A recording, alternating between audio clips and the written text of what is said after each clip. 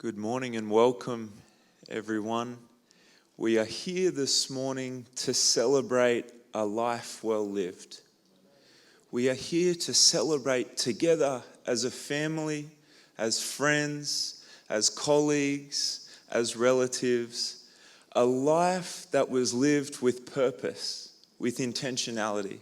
And we are going to see throughout the course of our celebrations this morning that David's life was not lived in vain. And let that be our resolve this morning. I'd like you to bow your heads with me as we say a short word of prayer to begin our service.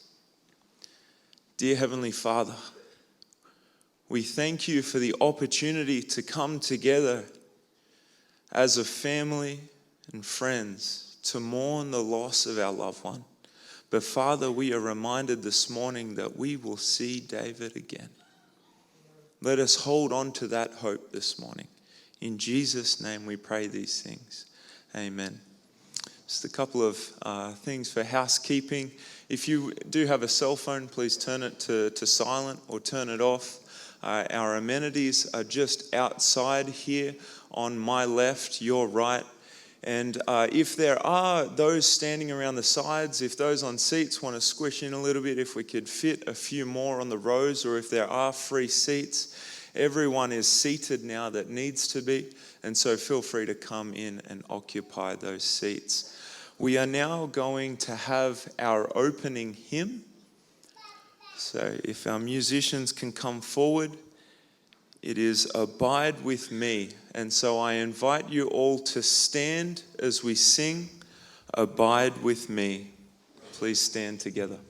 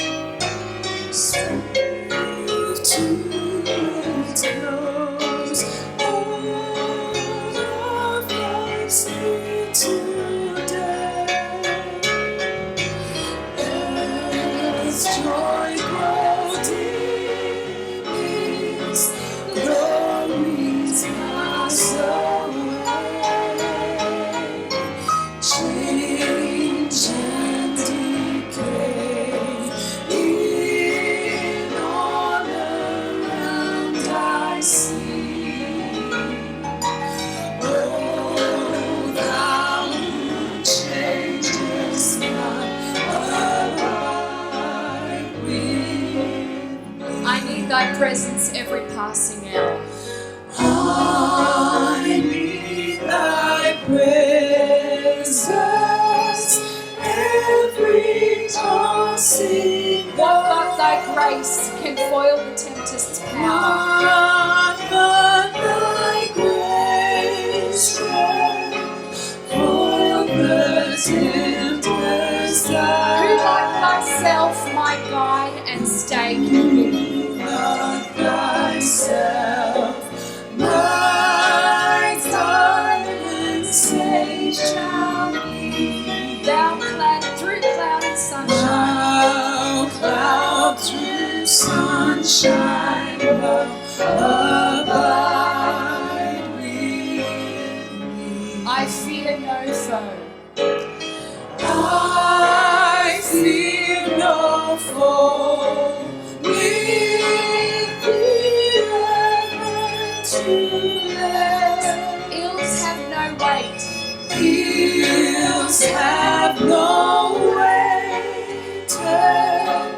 tears no bitterness. Where is death's sting? Where is death's sting? Where grave thy victory? I triumph still if thou I triumph still if thou abide with me.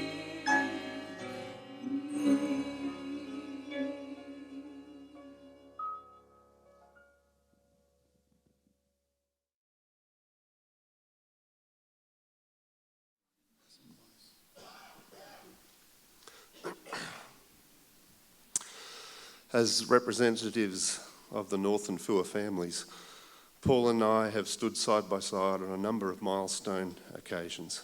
Never did we think we would stand together to read the life sketch of our brother David.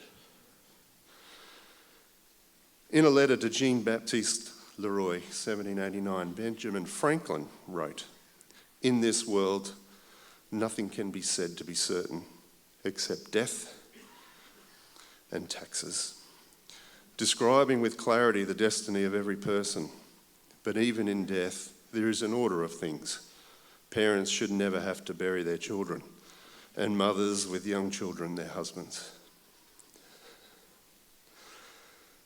David Grant North, son of David North Sr. and June North, born February 22nd, 1964. Younger brother to Peter, Mark and Gay Marie, and older brother to Andrew and Melinda. David was a disappointment at the start. He was meant to be a girl. Our sister Gay never got over the disappointment and loved to dress him up as a girl. He was quite cute at about age 7 in a wig and makeup. At 1 year old, David was given a teddy bear, known as Teddy. At 5 years old, he had to have a broken arm fixed in Brisbane and had to spend a few days without mum or family. He took little Teddy for comfort. He still had that Teddy a few years back. It went everywhere he lived, and he had to defend it regularly against college buddies who pinched it and abused it in several ways. This demonstrates David's tough exterior, but soft heart. David caught a love for animals, mainly from our eldest brother Peter, and most early photos involve him nursing a possum, a rabbit or a cat. And I think some family friends brought along a possum today. There was no limit to the lengths he would go to for his pets. He was a dreamer, and his take on the Seekers' hit, A World of Our Own, started with, "Kitty and me, we'll build a factory. We'll build a factory out of wood." You would have thought he could get steel in there at least. His love of animals and cats lives on in Lucas and Millie. David's early years at Norths Lane were the best you could hope for. Complete freedom to roam and play with neighbours, never inside. David had a great imagination and we were never short of something to do. Along with the Hancocks, the Robbies, the Graffins, the Kirks, the Jones, we survived all manner of outdoor adventure for which there is no insurance available today. Our parents only seemed to get involved for the trips to hospital. It is fun showing Lucas and Miller all the special spots where we built a cubby, a swing, or went exploring. And you know, David has recreated every aspect of his childhood out there for you children. Bigger and better though. Our siblings provided fishing trips and a variety of pets, mainly Peter. Also restored bicycles and then motorbikes, and a never-ending bad example of thrill-seeking at high speed, which David took to the extreme. That was mainly Mark. And the extra time needed to enjoy all these activities was mainly provided by Gay, who was really naughty and had to do the dishes as punishment for months at a time, so less chores for us. Like Lucas and Millie, we also had a dad who worked too hard. Any whole family times were extra special, like Friday nights and Sabbaths, with Friday night traditions like Muck Night. Also the Christmas tradition of holidaying with the Gilmore cousins in the Gunya at Kingscliff. Annual visits to Sydney with the Eager family and occasional bigger trips with friends to North Queensland and Darwin provided precious memories. Many Sundays were spent at working bees for the school or church, and David learnt early on to be generous with his time and resources, especially in the service of God. Our family had 3 elder and then 3 younger children. David, being the eldest of the second cohort, meant that mostly he copped the torment of the eldest. We younger ones were obviously spoilt, judging by their standards, and David was given fond nicknames like Joseph, favoured son and dreamer, and later and enduring in family circles until today, Frank. I'm not exactly sure what childhood accident caused it, but David never developed normal communication skills. He could mostly get by using grunts and an occasional word. When about 15, he took morning family worship prayer after some incomprehensible mumbling. At least the amen was deciphered. I immediately stated, "Didn't hear a word you said. Wasn't talking to you anyway." He was quick. He did learn eventually how to show affection. It usually involved his quick wit and smart comments being used to pay you out. Although he was a proud non-hugger and used few endearing words, you were never left in doubt that David cared for you. If you have been on the receiving end of his wit, then you were liked. David's mother-in-law, Judy, must feel she is the most loved of anyone. David was always mild-mannered and calm. I remember shooting him with the air rifle in the leg, in anger. Mum made me stand there so David could shoot me in return. He wouldn't. He was gracious and forgiving. Later on in senior high school and college years, there were Friday night bonfires, sleeping under the stars and bonnet surfing behind Dave Robbie's Hilux, right about where Salt is now, if my memory is correct. Also trips to the Jowett's farm behind Mount Warning, where I think David developed a love for the remoter country west of the river, and ultimately the motivation for his and Karen's venture with Scott and Lynn Penman to move to Limpenwood Valley.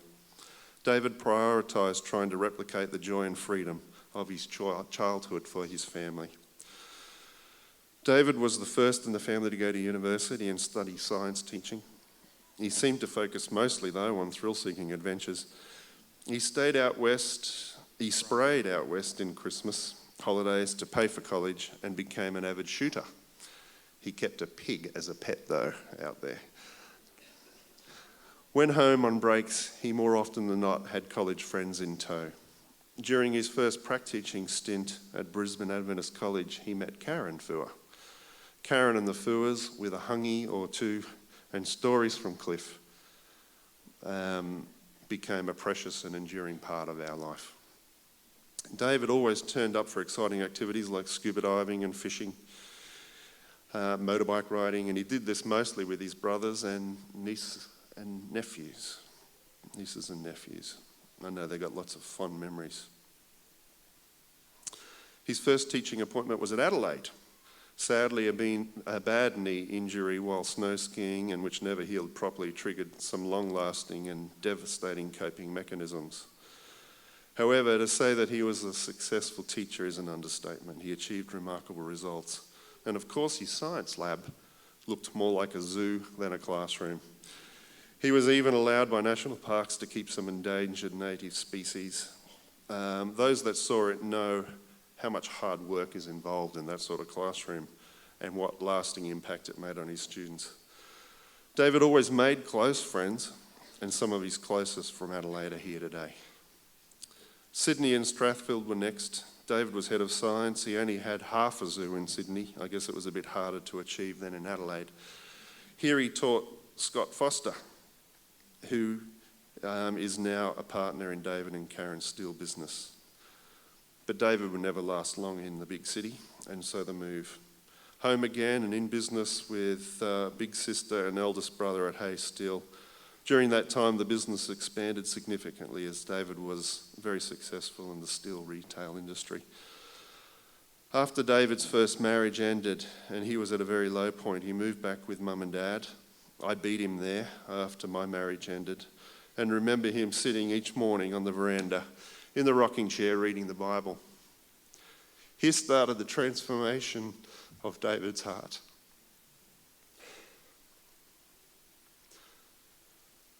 While he always had good, solid traits of character, we would all see how much higher God's plans were for him. Soon he and Karen were married. In my opinion, this was God's plan from the start, and what a blessing Karen has been for David. With her support and companionship, God continued David's transformation into the man you all know today. Although they got started a bit late, what a joy for David and Karen when Lucas was born in 2004 and Miller in 2008. While David has continued to work too hard, he has prioritised his family. They have lots of special holiday memories, and any time with their dad was always anything but boring. And you all saw the foyer there. Like Lucas launching the go-kart into the creek, or Miller going on the big swing behind Lyndon and Joe's. David was always in plaster, and in similar fashion consented to Lucas going off a ski jump at age 8. It happened to be 40 feet high, so plaster for Lucas. David did lots with his family. Lucas has just started a scuba course, a snow ski, motorbike ride, and. Many of you have seen David's testimony recorded in 2009. In that he tells how proud he is of his children.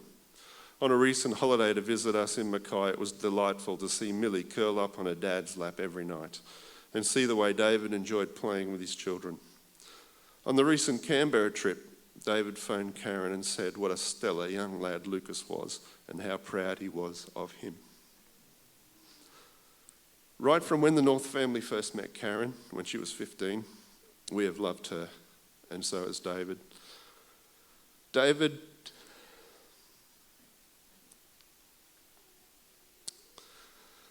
could not have chosen a closer and more supportive family to join than the Fuas, nor could he have had a better wife.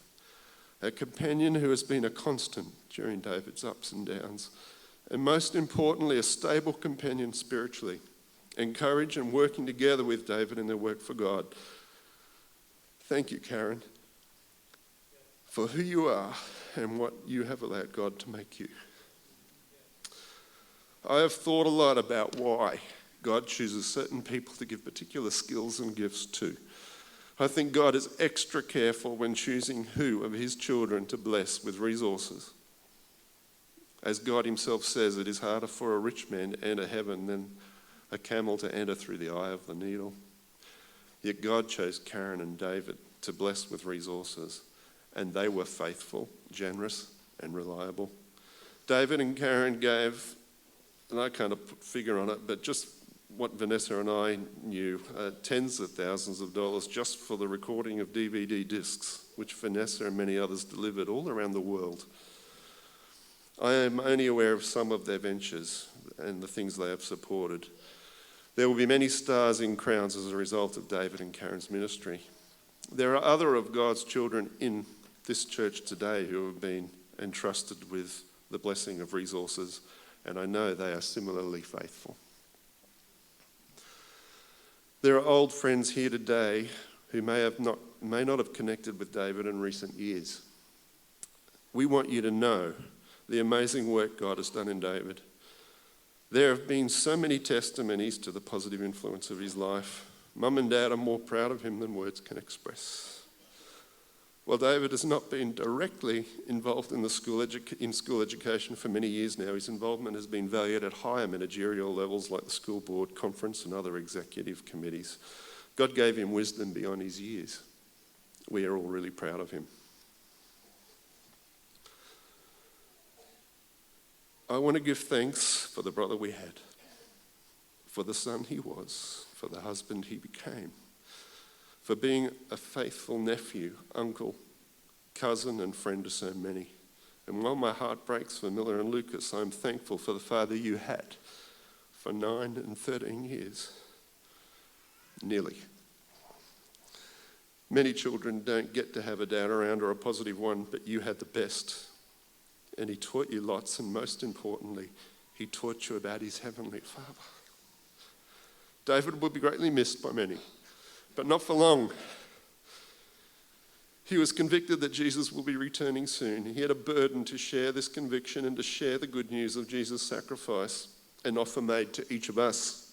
He particularly had a burden for his immediate family, that each brother and sister, niece and nephew would choose to be ready when soon.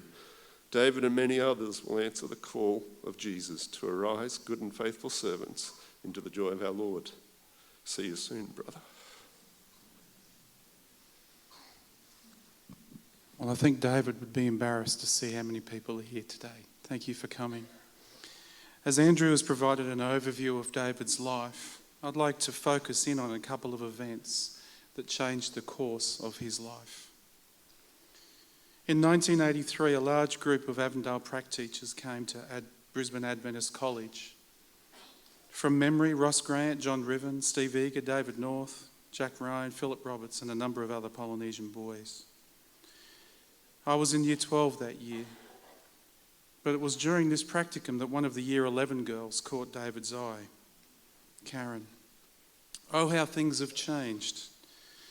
To our current prac teachers at TVAC, please don't do this. Toward the end of the practicum, my father invited all of the prac teachers home for dinner one night, and he complimented Mum's cooking with a big pot of taro for the Samoan boys. Eager to impress the parents of this young Year 11 student, David vigorously embraced the opportunity to try this Tongan delicacy, only to realise that, in his words, the moment it touched my mouth, I felt like vomiting. He said it was the driest, most revolting food he'd ever eaten, and he tried to mix it with the other things on his plate to disguise the taste, but eventually they ran out. With nowhere to hide and no way of discarding what was left, he forced himself to down the remaining half a piece of taro.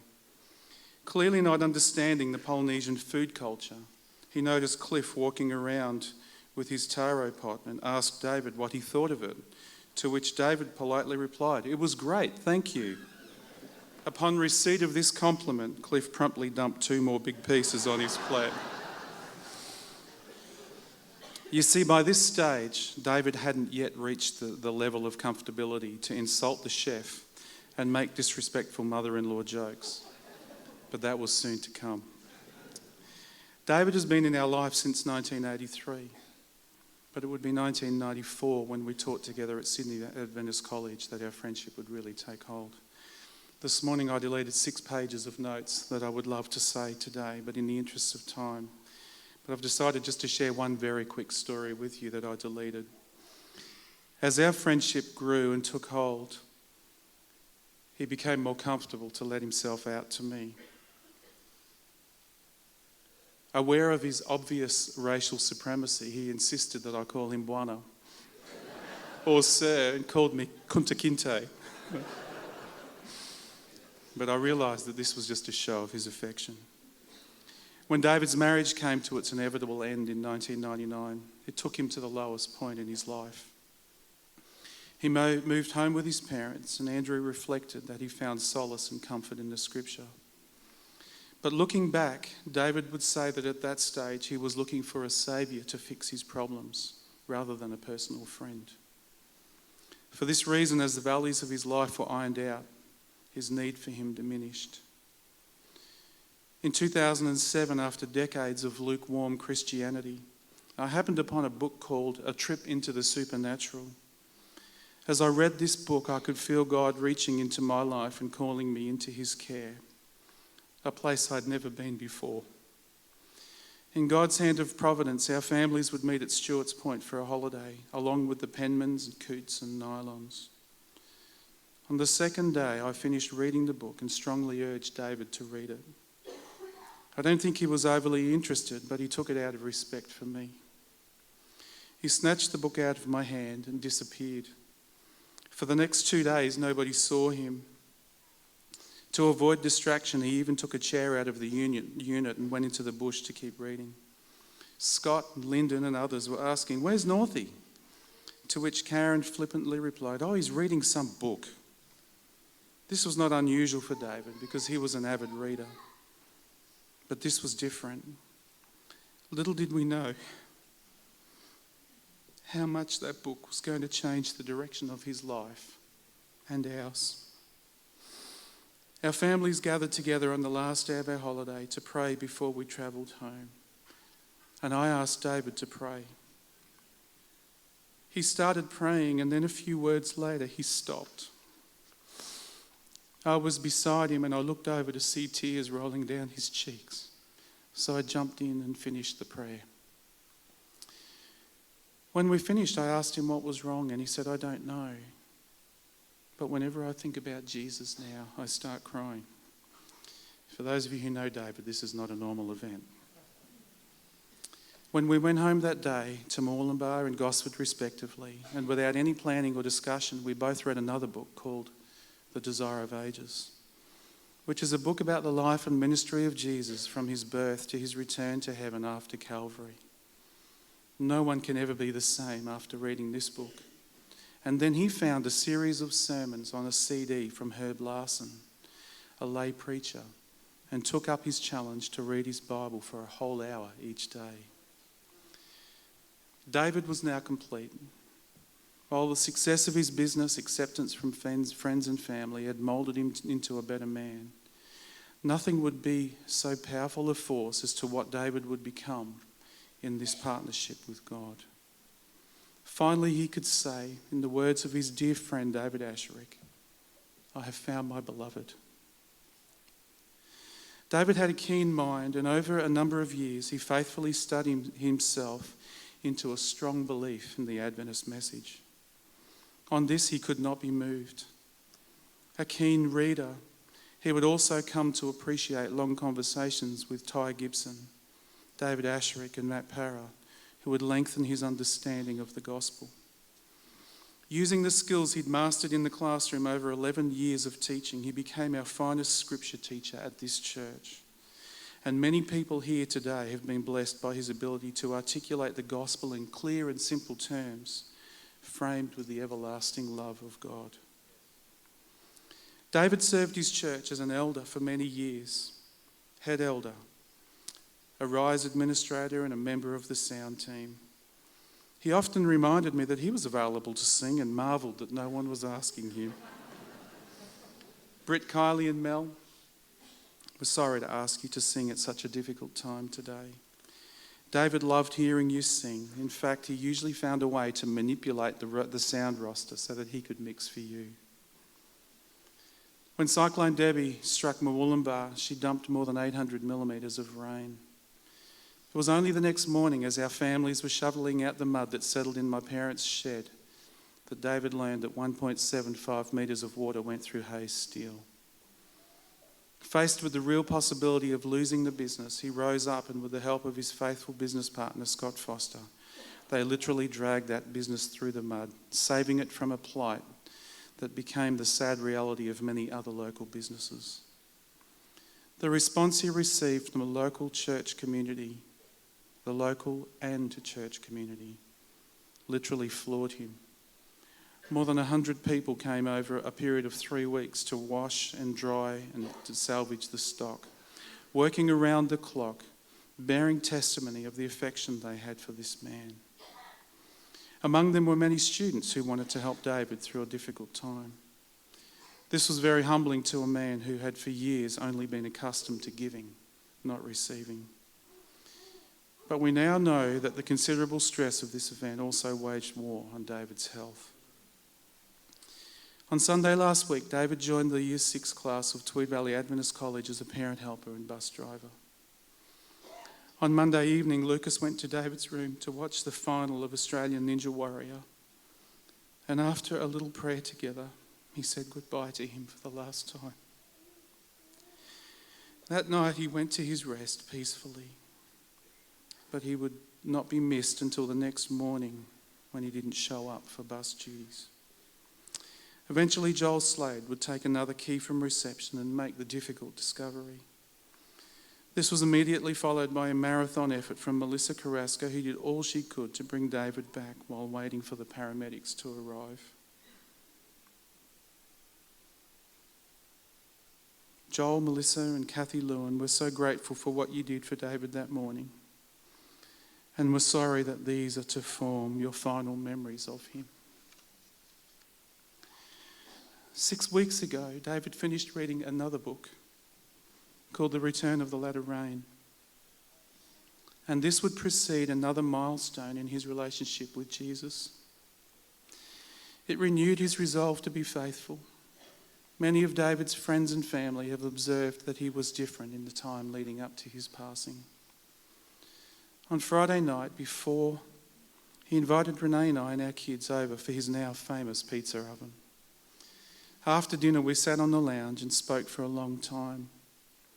He told me that he had a strong sense that Jesus was coming soon, and spoke of his friends, his college friends, and family members whom he longed to return to church and find the happiness that he had found. He also shared his desire to be bold about the things he needed to do at church to ensure that everyone would be ready. David, I didn't get to say goodbye. So these are my final words to you. As I thought of you this morning, a smile touched my face. You were such a big character, and you had a way of making everyone feel that they had a connection with you, because they did. You pretended to be obnoxious, cheeky, racist and sexist, but we learned that these were some of the faces you put on to mask your tender heart. You had a considerable intellect, which you too often employed for a cheeky put down or taunt. You loved to fill your home with guests and then find ways to insult them. But we soon realised that this was your highest affection. You loved your family and church and school, and you constantly looked for ways to bless them with your generosity. There was never a question about who you served. As your relationship with Jesus deepened, you grew in confidence and spiritual discernment. So many times you would speak in a board meeting with such clarity that it would end discussion and debate. If it needed to be said, you would say it. And your ability to follow the Apostle Paul's instructions to speak the truth in love has made many of us better people today. You loved your family and were there for all of their significant milestones, but it was the baptisms and Arise graduations which meant the most to you. You were a loving father, husband, uncle, brother, brother-in-law, son, friend, and our families will never recover from the hole you will leave. Through your passing, I've learned about the magnitude of the impact you made on our community. Surely you saw a whisper of that when people turned up to your business en masse when it was flooded by Cyclone Debbie.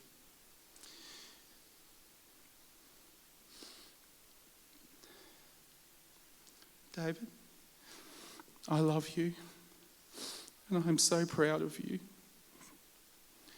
Over the last 34 years, I've watched you grow in wisdom and stature, in favour with God and favour with men.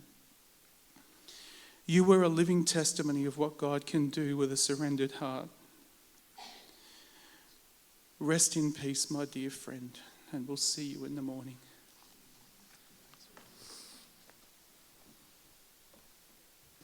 Thank you, Paul. Thank you, Andrew. I should say that as the senior pastor of the Kingscliff SDA Adventist Church, and as a close friend of David and Karen's and their family, it is a real honor to have been asked to speak, and I'm looking forward to sharing with you what I've prepared.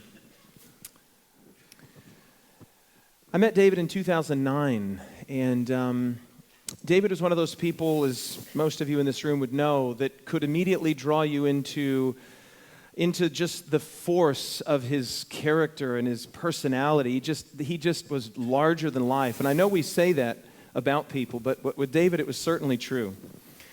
And David and I hit it off really well, as he did with so many people, but we had a lot of things in common. And not only did we have in common the love for Jesus and the fact that he had a real passion. I don't know why this is disobeying, but maybe do that. I'll leave that to you, Paul. So we had a lot in common, and we learned that one of the things that we had in common was fishing. I grew up with a fly rod in my hand. I was a fly fisherman from the center of the United States of America, and we caught a lot of trout. And I remember on one occasion showing David a couple magazine covers of trout that I had caught. And he was just marveling that we had caught these large fish, that I had caught them, and that I was on the cover of these magazines. And he wanted to know all of the details about these fish, and he wanted to come and catch them. And so we made a trip. We made an arrangement. And we went on our first trip in 2011, I think it was. Is that right, Sam? 2011? And we made our first trip to New Zealand, which is one of the best trout fishing places in the world. And I went there with Sam Bonello, who's going to speak in just a moment, and myself and David. And if you know anything about catching trout, that they're difficult to catch, and they're just astonishingly beautiful. And in New Zealand, there's trout, and then there's what are called trophy trout. And a trophy trout is any trout that is over 10 pounds, and that's the apple of the angler's eye. It's what you want to catch. It's what you long to catch. But in fairness, less than 1% of anglers would catch a trophy trout. David, of course, was absolutely insistent that he catch the biggest possible trout. Well, I had made about 7 trips to New Zealand at that point, and he thought he was just going to go down there and start catching fish. And he caught a few, but none were bigger than about 5 pounds, which suited me just fine.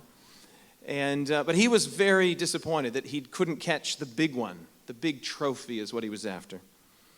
And we stayed in New Zealand on that first trip for 2 weeks, and he never caught it. He never caught it. He did catch a fish up to about 7 pounds, and he was happy, but no sooner were we on our way back than he was already saying, when can we get back again? When can we get back again? That first trip was in 2013. So in 2015, we made an arrangement to go back. Sam couldn't join us this time, and we went with a close friend of mine, Martin Simpson, who is an inveterate fly fisherman and artist. He's an astonishing man. And we had a plan, and our plan this particular year was not to catch lots of fish. It was just to try and catch the big fish. I had caught numerous fish already over 10 pounds, and Martin, who was with us, had also caught many. Martin was a good friend. And so really the goal of the trip was to get David on a big trout. And we set out up a number of rivers, and we camped out. It was hard going, and so I thought I'd just show you a few of those pictures. For those of you that have been to the South Island of New Zealand, you know it's, in my opinion, one of the most beautiful countries on earth, and probably you share that perspective. Here we are. This is our tent camped out in a valley that I could tell you the name of, but then I would have to kill you. This is David and Martin, and shortly after we arrived in this particular valley, the river was in pristine condition. This is a river that is not known for a lot of fish. In fact, very few fish. Only about 2 catchable fish per kilometer. And so over the course of the next 2 weeks, we would walk about 160 kilometers, which if you know anything about David's knees, that was a Herculean effort. He took enough pain medications, I think, to subdue an elephant, but he carried on. He soldiered on. And we spent the first day fishing, seeing very few fish and catching none. And then our worst possible scenario came to pass, and there was heavy rains for the next few days. And in this particular valley, the river rises very rapidly. And so the rivers rose. Before the rivers rose, they caught a couple small fish. This is not what we were looking for, though I think David ate this one, if I remember right. So there's Martin and David. I should tell you up front that Martin died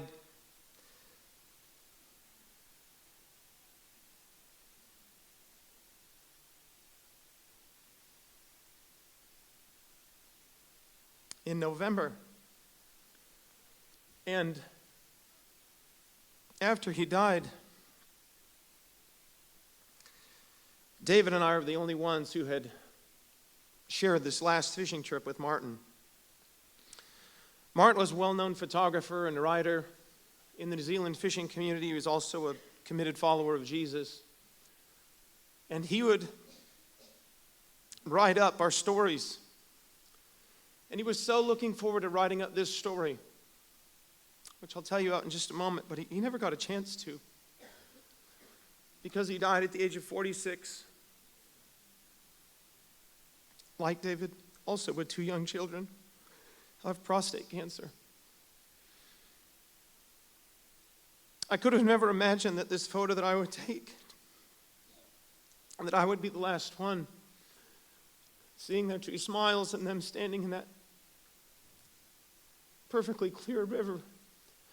Seems like it was just a short while ago. Well, when the rivers arose, we spent the next 4 days commiserating about the conditions, and we only had about 11 days, and there were some really big fish in this river, and we had decisions to make. We could go to another watershed, or we could just bide our time here. And I had been in this valley before, and I knew there was a hot springs, and so we found the hot springs. And David was very reluctant to get into it with me because he just didn't think we had enough clothes on to be in that proximity. The picture's a bit deceiving there, but we actually do have our underwear on. You can see where the waterfall is running down. That's where the hot water was coming in, and David insisted on sitting there, and I would want to scoot closer to where it was warmer, but he would always push me away with his feet. He just couldn't have me that close, that naked. So we spent the better part of 3 days for hours, literally hours on end, sitting in those hot springs there. And Martin stayed back at camp. He couldn't be bothered to make the almost hour-and-a-half hike one way to get to these hot springs. And we just talked and talked and talked. And he shared with me so many things. And I had loved him before that. This was after I'd known him for about 6 or 7 years. But we talked about everything, and he bore his soul, and I bore mine. And for those of you that have a friend with whom you can really just open up, you know that's a beautiful thing when you can just be fully who you are and know that you're fully loved. Surely this is the great desire in all of our lives, to be fully known and fully loved. We spent many nights out on the plains, wet tents and wet sleeping bags, just waiting for the river to drop. We knew that this was going to create great conditions because a dropping river is, especially if it's been very dirty, as this valley rises, the waters rise quite rapidly and the water discolors and the fish are on the lookout. We knew that we had a golden opportunity, but the only way we could do it was to just really take a risk. We had to take a risk and stay in that valley so that we would have a chance at one of these trophy fish. Here's our tent, and this was on the 5th day, and we'd caught almost nothing, but we had hope. And the sun came out, and the river began to drop. That night, we began our forays into the darkness, and I managed to catch what was at that point the largest fish I'd ever caught in my life. I would be remiss if I didn't tell you that David should have caught that fish. He was standing in the very spot that I stood, fishing for about 10 minutes. He went away and said that this spot was no good. I came down and within 30 seconds had hooked this monster. He never tired of telling me that that was really his fish, and I would tell him that if it had been his fish, he should have caught it. He lacked the requisite skill. Martin also caught a trophy fish. It was a fish that would be featured on the cover of New Zealand Game, one of many covers that he and I shared. But we couldn't get David on a fish. Adrian, who's with us here today, we left the valley. We tried something that we knew was very risky. We only had 2 days left, and we hiked about 6 hours out of that valley, and we drove 4 hours to go to a river that was also known to have very few fish. But they were big, and we knew it was a risk. We had caught at this point probably 60 or 70 fish, but we hadn't gotten the trophy. David really wanted to get a trophy fish. We knew at this point that Martin was sick. We knew he had cancer, but we didn't realize it would go so quickly with Martin. And Martin was really passionate that he wanted to get David on a fish. Part of the reason is that, could you bring me that painting, Landon? Or Jabel, that'd be fine. One of the reasons is, you don't need to bring the cardboard, just the picture, Jabel. One of the reasons is that Martin is not only a outstanding fisherman and writer and photographer, he's an artist.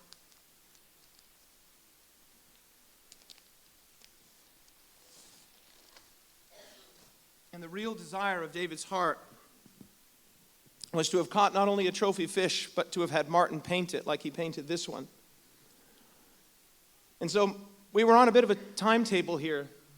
We needed to get a fish, and it needed to be big enough to paint. And so we were feeling the pressure. We had 3 days left, and we left this valley, and we went to another valley.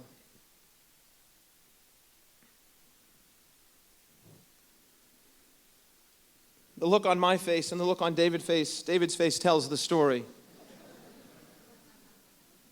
I'd already caught several fish at this point that were trophies. It was quite funny. I'd caught about 6, and Martin had caught 3, and, well, you can tell how many David had caught. He was not pleased. Now, we made our way to a valley that, under any normal circumstance, I would never say the name of. There are Kiwi fishermen who would sooner slit my throat than have me say this publicly. But the name of the river was the Hope River. And we had just 2 days. One of them was Sabbath, and none of us would fish on Sabbath, so we were taking a big risk here to go up the Hope River. It was quite literally our last hope. And on our last night, almost literally one of the very last casts that David would take, he landed a fish that was almost 13 pounds, and a fish that he wanted so badly. I was thrilled that it was quite a bit smaller than mine. But it was good enough for David, and he was thrilled. And so he said, "I've got a fish you can paint, Martin." And so we hiked out. And on our way out, we took this photograph. David gave Martin the money before we boarded the plane. Martin would never paint that fish. And he would feel terrible because as he was getting sicker, he would say, I don't have the strength to paint this fish. I need to return the money to David. So I contacted David and I said, "David, Martin's really worried about this money." And it wouldn't have been 5 minutes that went by that David sent an email. He CC'd me on it and he said, "Your debt is totally forgiven. That money is yours. You get better." They were 2 of the best people I ever knew. David found his trophy in a place called Hope. But the real trophy that David found was not the trophy of a 13-pound trout. It was the trophy of Jesus. And he found it in a place called Hope. Jesus was telling a story, and he said, "The kingdom of heaven is like a treasure that a man discovered, and he hid it in a field. And in his excitement, he hid it again, and he sold everything that he owned to get enough money to buy that field."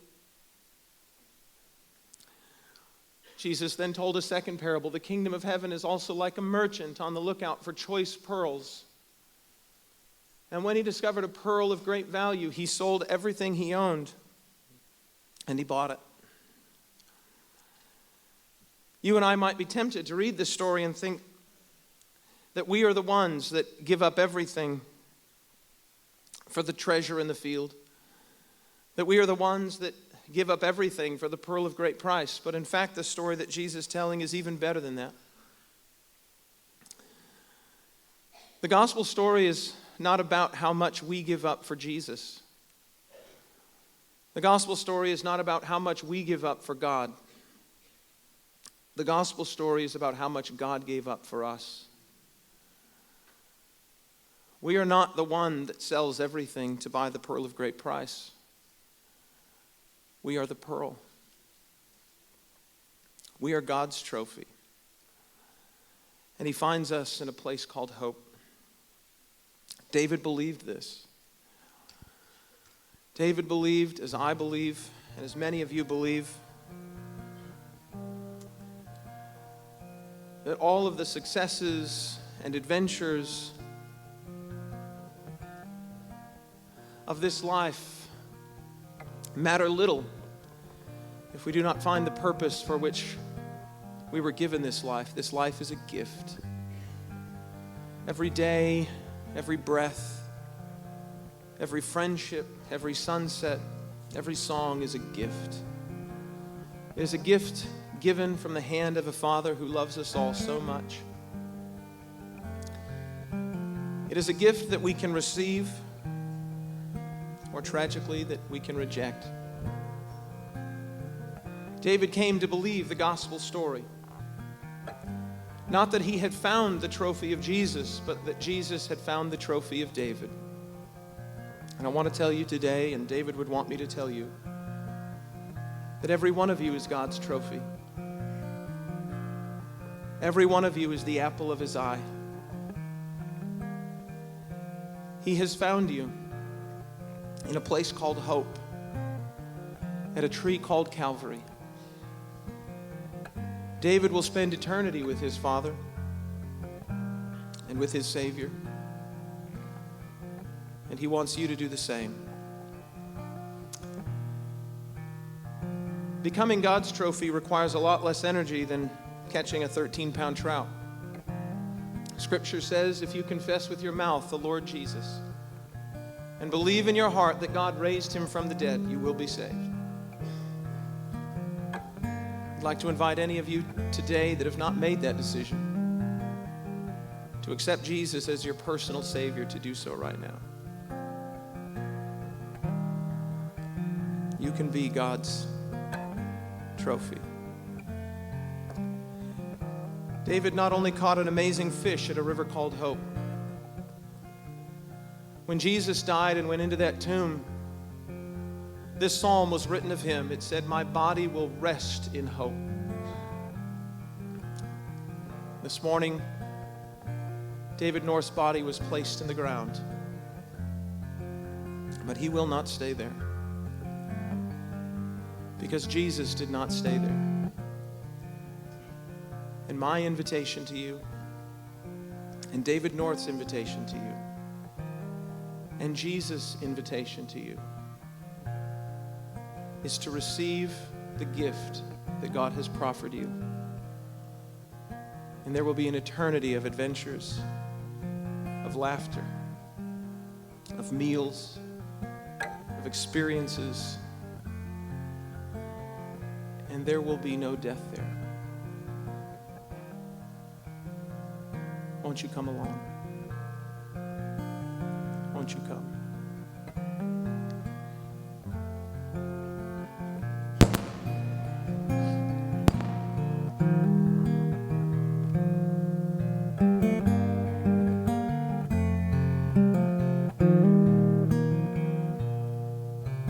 This is not the end here at this grave.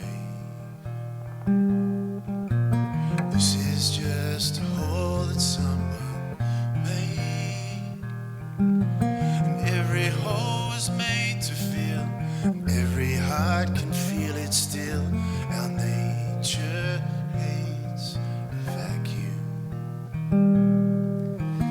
This is not the hardest part of all. This is just the seed that had to fall. And all our lives we till the ground until we lay our sorrows down and watch the sky for rain. There is no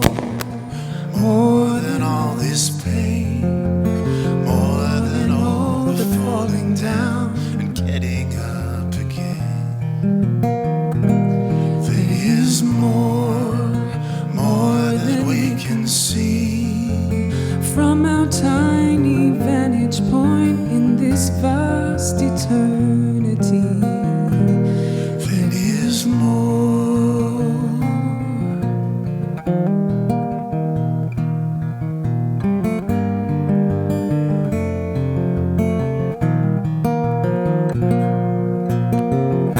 A thing resounds when it rings true,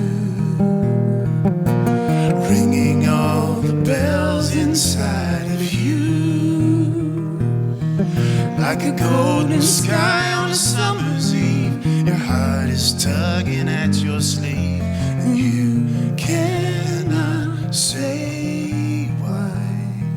There must be more.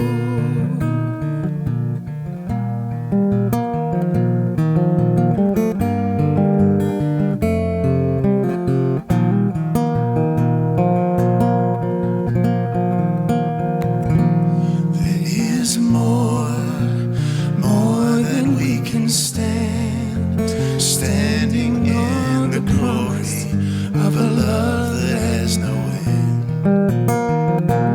There is more than we can guess, more and more, forevermore, and not a second less. There is more than what the naked eye can see. clothing all our days in mystery. Watching over everything, wilder than our wildest dreams could ever dream to be. There is more.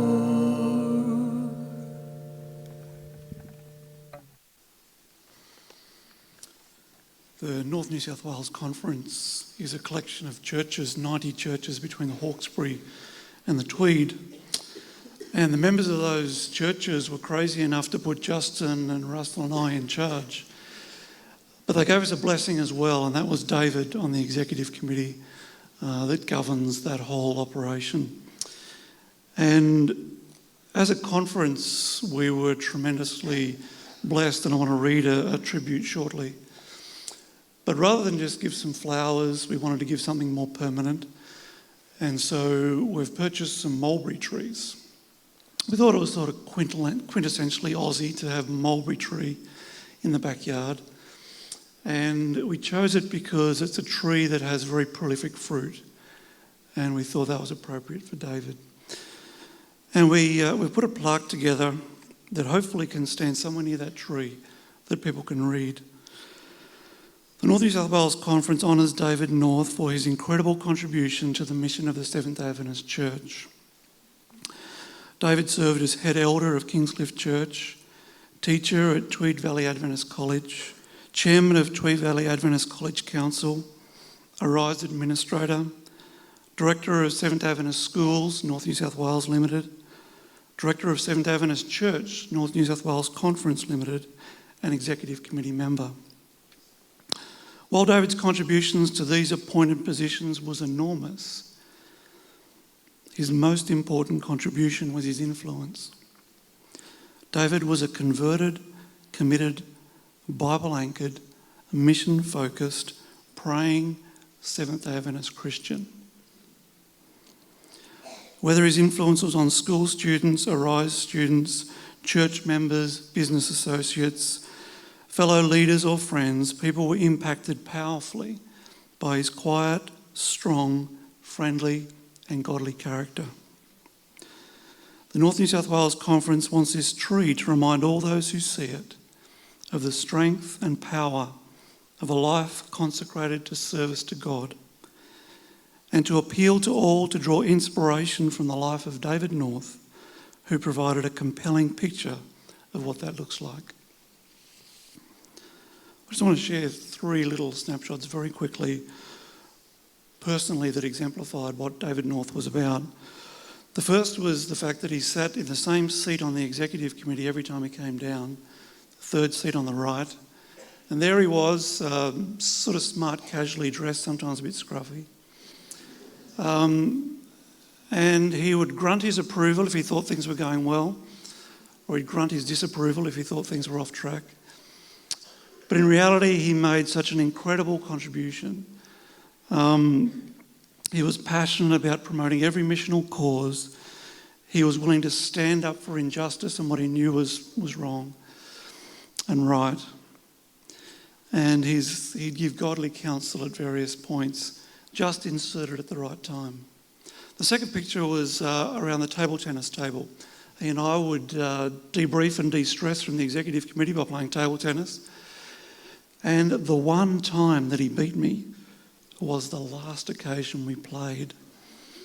I was so mortified by that event that I went out and got new rubbers for my bat, convinced that it was the equipment, not the skill. Unfortunately, I didn't have opportunity to test that theory, but he went out a winner. And Lucas, your training paid off. He was doing very well. The third was when I went to the factory after the floods just this year. And Ashley and I turned up in the car and we went to the front of the factory, and there was this old, dishevelled, unshaven man sort of out the front. And we went up to him and we said, "Oh, look, we're looking for David." "Oh, David, hi." And he had been working so hard. And those three pictures of the wise counsellor, the warm friend, and the hard worker were things that I'll miss immensely, and exemplified him for me. He sent me a text a few years ago with sort of added poignance today. He said, "When you die, you don't know it, but those around you suffer. It's the same when you're stupid." I took it as affirmation.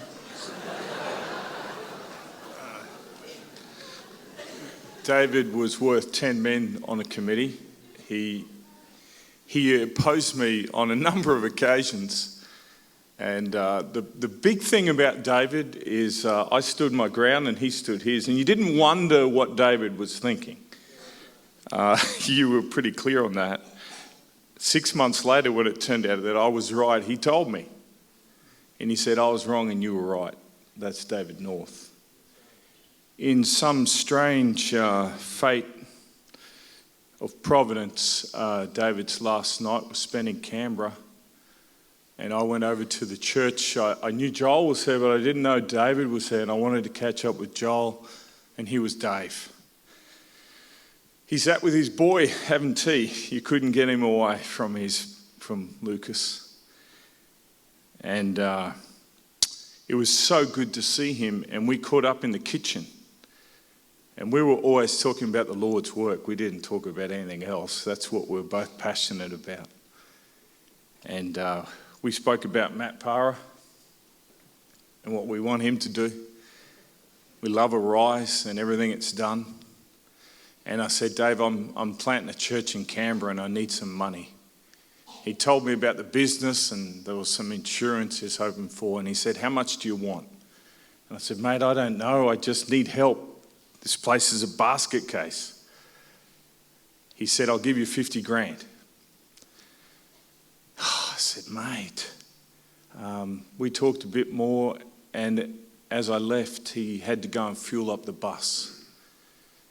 And I said, "Mate, thank you. Thank you for your generosity." He did that always. He was so generous. You wouldn't ask. He said, "Thank you for asking." His last words to me.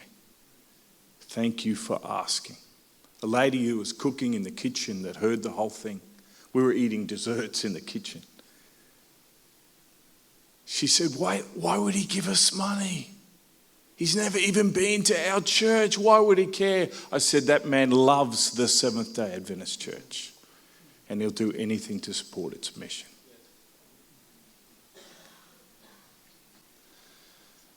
My family and I, we moved to Australia in 2012, but I was privileged to meet David a year earlier when the Arise program came to Kingscliff Church, and we ran a program called Bible Boot Camp. Everyone told me when I moved to Australia that you know when Australians like you, because it's when they make fun of you. So don't worry about being made fun of in Australia. It's a good thing. So when someone's picking on you or joking about you or trying to laugh at your expense, don't take any offense. Americans usually take offense, and so don't take offense. It's a sign that people like you. You need to worry when no one makes fun of you, because that's probably a sign that they don't like you. After knowing David since 2011, I am now convinced that he loved me more than anyone's ever loved me in my whole life.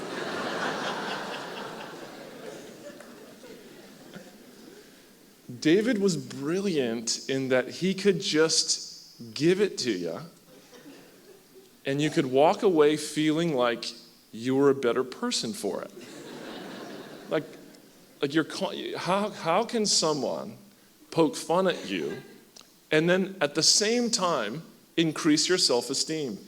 It's just brilliant. And so, not only did I have the privilege of being David's friend and really valuing him as a person, I had the privilege of working with him in ministry. Before I tell you about exactly what that was like, and before I honor him with a few meaningful words, I wanted to say that Christianity gives you a great opportunity to love a lot of people. Jesus gives you the chance to love lots and lots and lots of people. And I don't know exactly how to explain what I want to say to you, but I think that most of you will pick up on what I mean. Although Jesus gives me a wonderful opportunity to love lots of different people, and so much so, not only does he give you opportunity, he gives you ability. So where you're sometimes amazed, wow, I really love this person. I couldn't imagine that I would have ever loved this person prior to walking in faith with Jesus and studying God's word and whatnot. But David North, to me, was one of those people that I didn't need Jesus to like. Now, you say that's crazy, but you know what I'm trying to say. I have lots of friends, and some of them I love because of Jesus.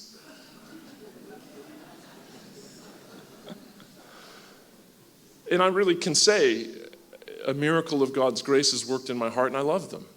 But some friends, I would have loved them no matter what.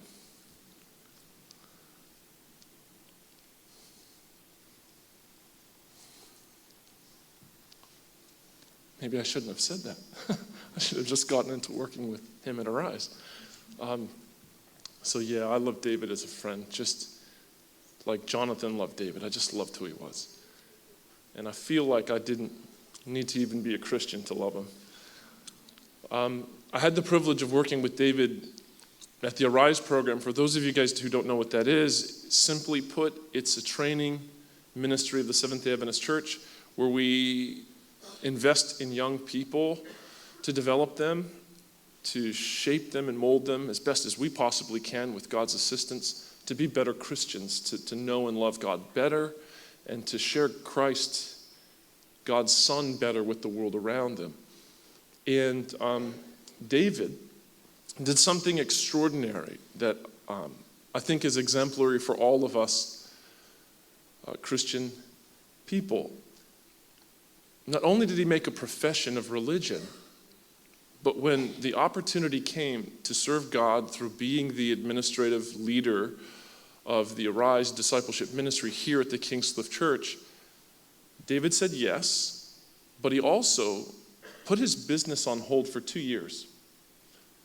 For 2 years, so that he could commit his full attention to that particular ministry opportunity. It's one thing to say, I'm committed to the mission. It's one thing to say, I'm committed to the gospel. It's a whole other thing to risk your business, which represents the security and financial future of your family, for the sake of the mission, for the sake of the gospel. And so here's this guy that I meet from Australia who makes fun of me all the time, but strangely makes me feel good about myself through it. committing his life and his resources and his time to the Arise ministry, David was loved tremendously by the students. They respected him.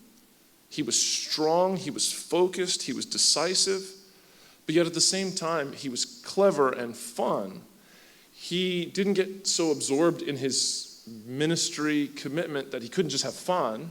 But yet he didn't get so absorbed in living life and having fun that he couldn't be serious and take responsibility and get things done. And it was a privilege to see him work. I feel that he is one of the best examples of an average, ordinary church member that I've ever seen. He is, I believe, a true elder and apostle of the Seventh-day Adventist Church.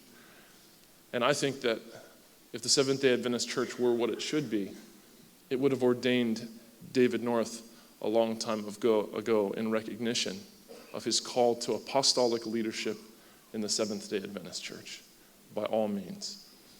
One last thing. Oh, wrong sticky note.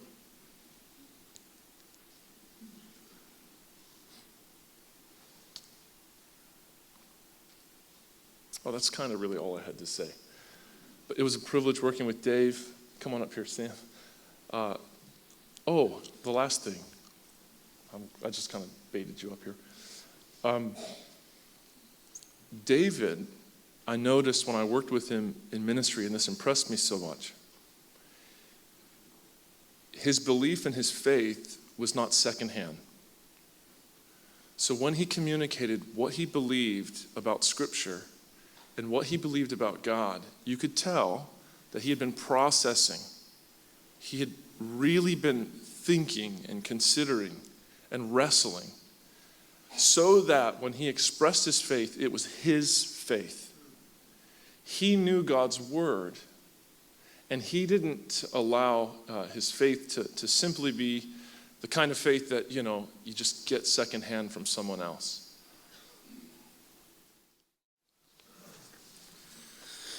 Morning, everyone. My name's Sam. I was the other one on that fishing trip, and I don't care at all about fish.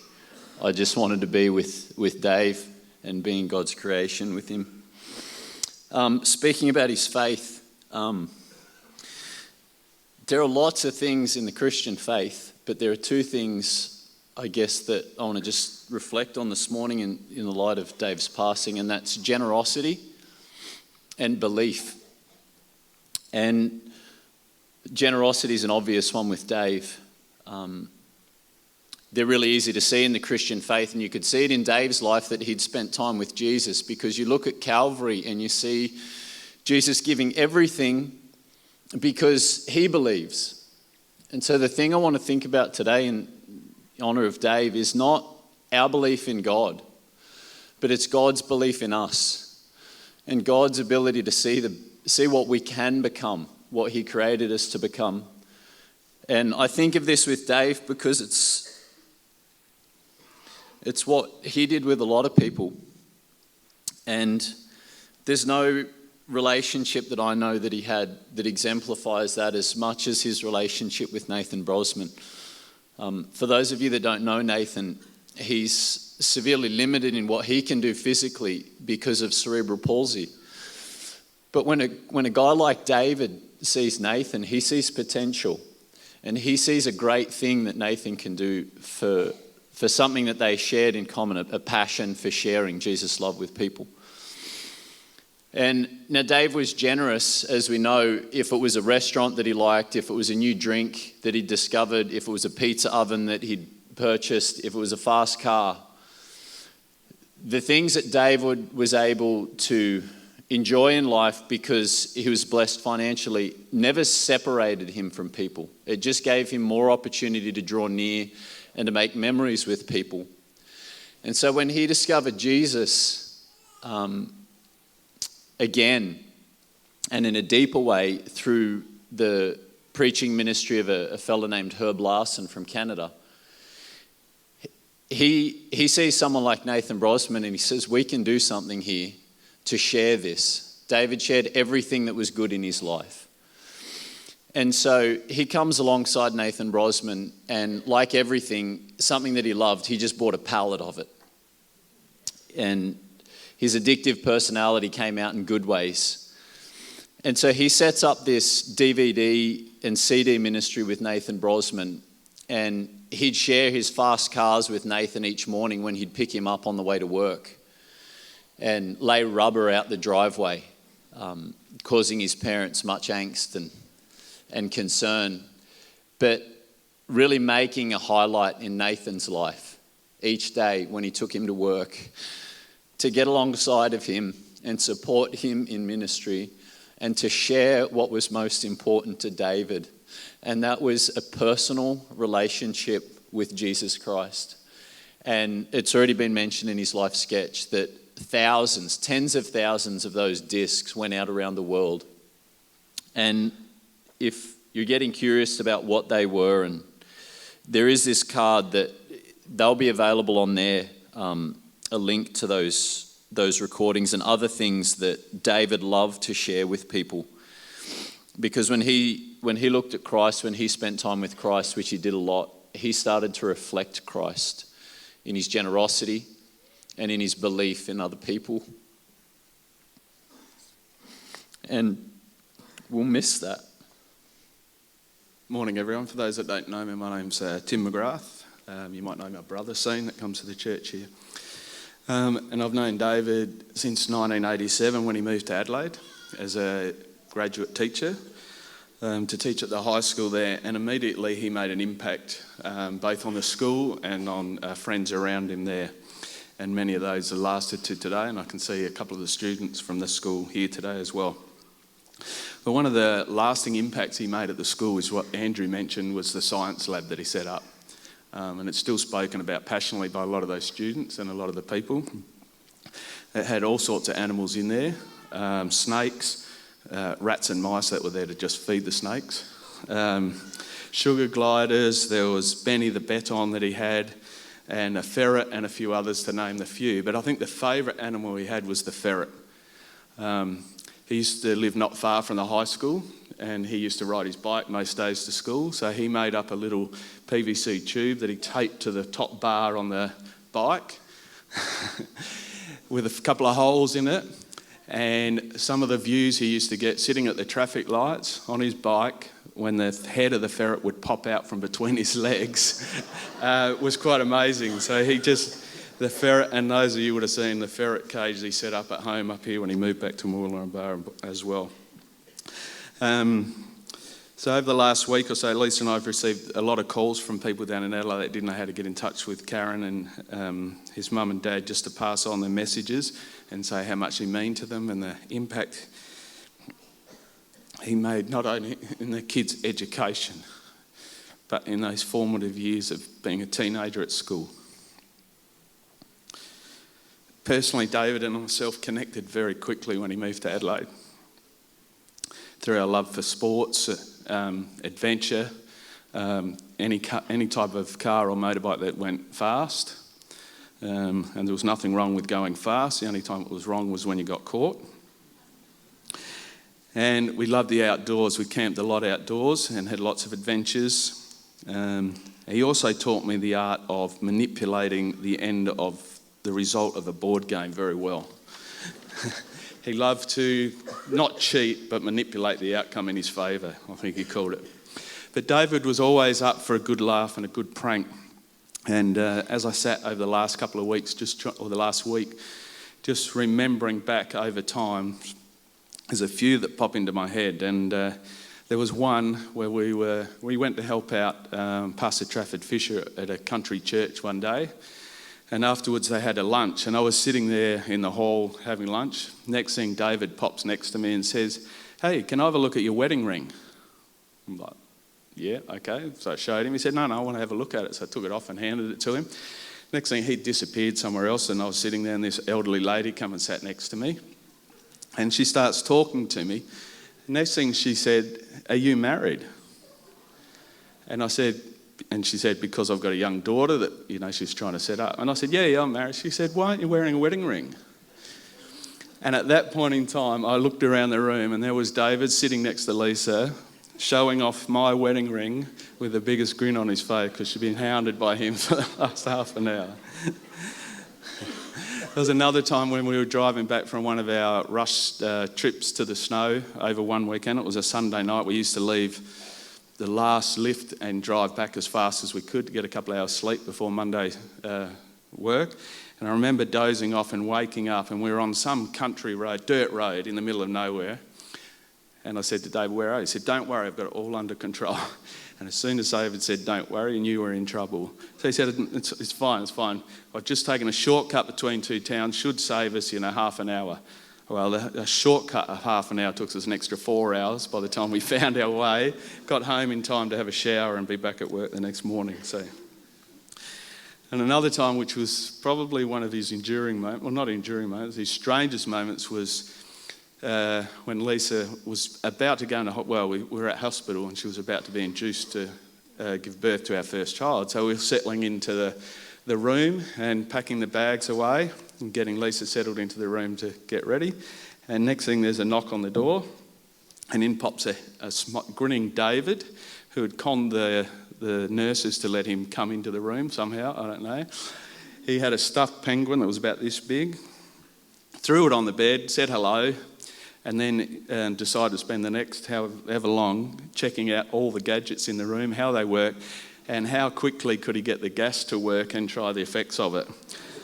The only thing that stopped him in the room was when the midwife walked in, saw two men in the delivery room and was wondering what was going on, and that's when David thought it was time to pack up and get out of there. So, Lisa and I have chatted over the last week at length about so many great memories, and like Paul, after writing a lot down, I had to cut back and just stop on a few. But he made such an impact in Adelaide. He's got lots of friends in Adelaide still that speak very fondly. Some of them have moved around the country. Some of them are here today that first met David when he was in Adelaide. And we had lots of fun and laughter and all sorts of different adventures. It was on one of our ski trips to Mount Buller when David suffered his knee injury. Quite severely, and we had to nurse him just to get him back home effectively. On the long drive, it's about 10 or 12 hours in the car, and he suffered a lot on the way back to get him back and then get him to hospital.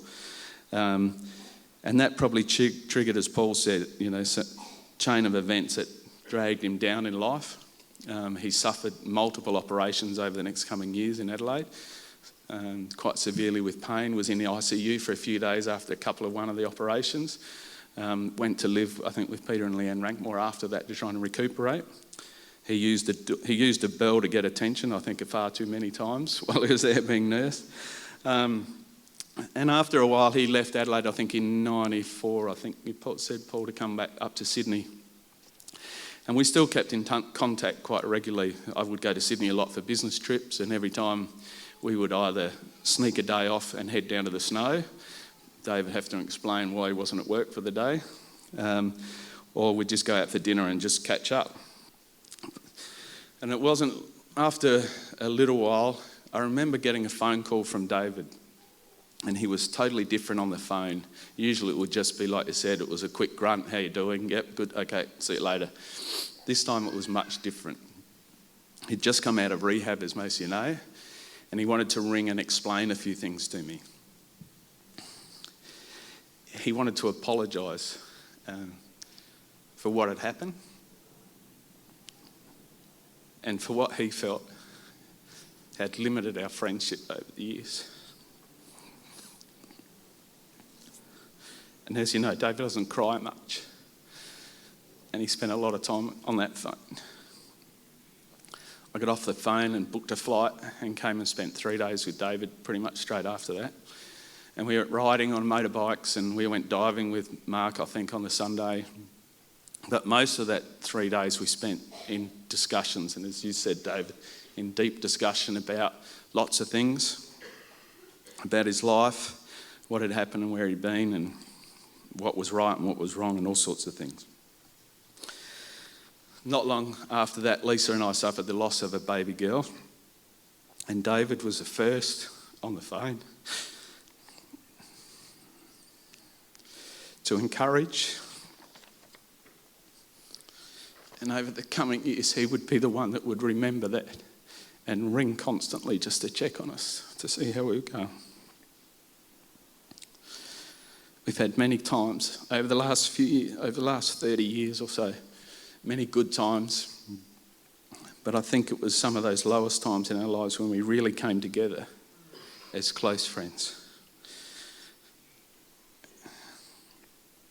When my faith wavered over, I don't know, the last 10 or 15 years, it was David who constantly encouraged me to stay close to God, to just hang in there through the tough times, to read my Bible constantly and to pray. And he said that was the thing that turned his life around, if he wanted to get back and stay close with God. So 2 weeks ago, I was very lucky to be up on the Gold Coast and unexpectedly caught up with David. Like we often did, quite unexpectedly. I sent him a text, said I'm on the Gold Coast heading to Lismore at work. Like David, no response for hours on end. So I had to head down to Lismore, so I just took the chance, dropped in. Yep, he was at work. Popped his head up from behind the counter. As soon as he saw me, leant back down, grabbed the keys to his new BMW, threw them at me and said, "Let's go." We snuck out past about 3 cop cars are everywhere and headed out on the racecourse road out past the Wollongbar Church there. And just like old times, before long, zipping down the road at unusual speeds, chatting and laughing for however long. Got back to the office, showed me around, and we spoke about the flood, and he spoke very fondly of the support he received from the community and the church. I had to say a quick farewell, I had to get going. So I said a quick goodbye, jumped in the car, took off, and it was last Tuesday I got a text from another friend who'd heard of David's passing, and I quickly got on the phone and verified a few things. And so over the last week I've been stunned, absolutely like most of us. But I was lucky to have David as a friend for 30 years. I've seen him personally transformed through that time as a person most of you know today. The man that wanted everyone he came into touch with to know God and to have a faith and reassurance that he had. I will miss him dearly. But as Christians, we have a hope. And I look forward to that blessed day when the dead in Christ will rise. I know he will be looking for me, and he'll be looking for each one of you too. David, you encouraged me, challenged me and supported me, laughed and cried with me. But for now, David, I have to say goodbye. I will miss you dearly, my true and loyal friend. For those that don't know me, I'm Scott Penman, one of David's mates. I'm not going to start with the sad stuff first because that'll just be a mess. One day we're at the Tweed Council Chambers, and David was really proud of his cars that he had. This particular day, it was one of the first days he had the Audi A4, I believe. And we'd just finished a meeting with council. Dave got in his car, we had a quick chat, and he wanted to show me how powerful this thing was. Reversed back, but he didn't see the gutter in front of him, and he belted it. And it actually caught air. Both wheels at the front were up and over and down. He didn't look back, he didn't stop, he just kept going. But I did call him and just let him know I saw every bit of that. On the front of this flyer, you'll see the photo of the family in the snow. That was our last holiday together. But on one night, we'd stayed in some motorhomes for part of the holiday. And one particular night I was quite sick, had fevers, and I got out of the RV and David'd seen me. And he said, "Look, don't worry, I'll connect up your black water and your sewerage and your power for you. You just go to bed." Which I was very thankful for. I did. It was night. It was really cold. It was snow everywhere. And David, he's a bit ripped hair bust. Does anyone remember that?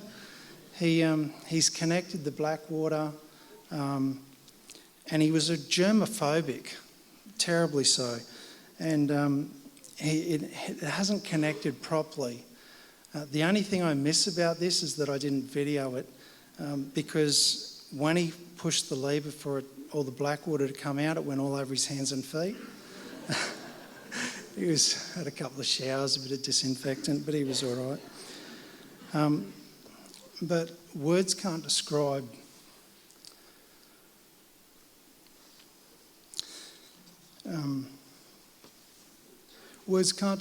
the love I have for that man, and the love he had for other people. But what's even sadder is the amount of people that will not get to see him, not get to witness and experience the love that he had for life in general. One day we will, and it's my prayer and my hope that each person gets to meet him and see him again. Good morning. My friendship with David was, to all outward appearances, quite unconventional and didn't have any of the factors that commonly draw friends together. He was 53, I'm 26. He was the owner and operator of a successful business. I'm a simple teacher, chaplain. He had kids, I don't. And yet, with many differences in life circumstances, we enjoyed a friendship, and I came to cherish it as one of my very closest. I remember that when Emma and I were getting married about 4 years ago, we were going through the difficult process of trying to make some decisions, how to arrange the seating plan, which one of my lifelong friends to cut off the list to make it more affordable. And one of the difficult decisions for me was choosing my groomsmen. And I remember saying to Emma at one point, is it weird if I ask David North, Paul Fua and Gary Cherry to be my groomsmen? I know they're a little bit more seasoned than I am, but these guys are my friends up here. And I've come to learn that when you have an experience with the gospel, generation gaps disappear. And this is something that drew me very close to David, as I saw David live out the principles of the Christian faith so intentionally, and as this caused his life and his relationships with those around him to flourish, it was only natural for me to want to spend more time with him, and to learn from him and to be mentored by him. David was my superior in every way. He in his wisdom, in his intellect, in his success, in his experience, and yet he treated me as an equal. And that quality, I believe, characterized all of the relationships that he had with his friends and the people that he met. As a friend, David was the most generous friend that I have had the experience, the privilege of knowing. We've heard a number of people reflect on that today. And I just want to share a few short little snapshots. He would often go out of his way to be a blessing to other people, very often at a personal cost to himself. I remember that when I first moved up to North New South Wales region, I moved into a house, and within 2 days of moving in, I was flooded up to my waist and didn't have a place to live. And Northie, out at Northie and Scott's farm, he offered me one of his rooms to live in for a year while I got back on my feet. When my car was involved in a car accident, he had a car trailer, and when I needed to move my house at Kingscliff, he lent me his truck. When I wanted to go camping or driving 4 drives on Fraser Island, he lent his Pajero. When I got married, Northie, in classic no half measures Northie style, ordered one of those pallets that we were talking about before, a pallet of Patriti for the wedding, and wouldn't accept any payment for it. And when my bike was cluttering up, when he picked up the hobby of cycling over the last year or so, and when my bike was cluttered up in my garage, Northie designed and built a customised bike rack for me and a few others to store our bikes. Although he did take the opportunity at this point to brand in large bold letters DN Legend on the front of the rack just to make sure that I would never forget the legend who gave it to me. And I certainly won't. This is only one small snapshot in the life of only one of David's friends. It doesn't begin to scratch the surface of the generosity that characterized Northie's life. And I know that I speak on behalf of a number of people here today. David was so loved and cherished by those around him. When I reflect on David, I remember the banter, the mischief, the playfulness, the wisdom, the kindness, the tough love, the condensed milk on toast, the chili eggs, the pizza oven, the longing for a game of articulate every night, and the hilarious mishap of words during games that led to tears of laughter. The bonfire and chips, the spa under the stars, the pride in his fresh produce and in his kids, his love for Karen, the stories, his flu bomb drink, the proposal, Notting Hill, his fashion sense, the lycra, the cycling, the theological discussions, his inappropriateness, his timely comments, his advice, his enthusiasm, his passion, his love for God and the precious family worships that Emma and I witnessed while in the North home a second time. He didn't learn the first time when he let me live in his house, but I had another time last year when we were waiting for a house to be built, where he allowed us to live with them for another 4 months. And seeing those family worships was something that Emma and I certainly will always replicate in our own family. David North has left a strong legacy for the family and friends that he has left behind, and my hope and my prayer today is that we will all strive to be as much of a blessing and a friend to the world that David was. And as we reflect on his life today, please understand that the qualities that we cherish and appreciate and love in Northie is a reflection of the God that he chose to follow. I feel decidedly unqualified to be up here today. After all those big men, here I am again, the only girl in the outfit. I've been asked to speak a little today about David and his business, Hay Steel. It was a huge part of his life, and one that the majority of you may know little about. For those who are here today to pay your respects to David the businessman, then you might know who I am if I say, "Hey Steel, Jenny speaking," because that's all you pretty much hear from me. I don't often get to meet you. Just the voice on the phone and the one trying to make all these commitments come together. I've been working at Hay Steel now for nearly 5 years, the only female in a staff of 22, and I love it. We have an awesome group of guys, most of whom are here today to pay their respects to our boss and our friend. Most have worked there far longer than me, and some have been there longer than David. He started working at Hay Steel in 1998. He worked his way through all the areas of the business, learning everything he needed to know about steel as a science teacher. Those early years in the business, he worked closely with his sister Gay Marie and his brother Pete in the workshop. David had a knack with people of all walks of life. He managed a group of people from mixed backgrounds and mixed abilities, from tradesmen to storemen to drivers and to office staff. It was nothing unusual to find him using some piece of machinery down the back that he shouldn't be, driving around in the forklift, operating the crane, loading and unloading trucks and doing deliveries whether he was licensed to or not. And it was only just a couple of months ago when we were getting our newest driver licence that he said, "Oh, I suppose I should get one soon." He liked using his nicknames: Sterlo, Morty, DR, Slacko, Little John, AJ, Johnny T, Pitbull, just to name a few. And if he couldn't think of a nickname, then it was just surnames like, "Oi, Lawrence," or "Tasker, get back in here."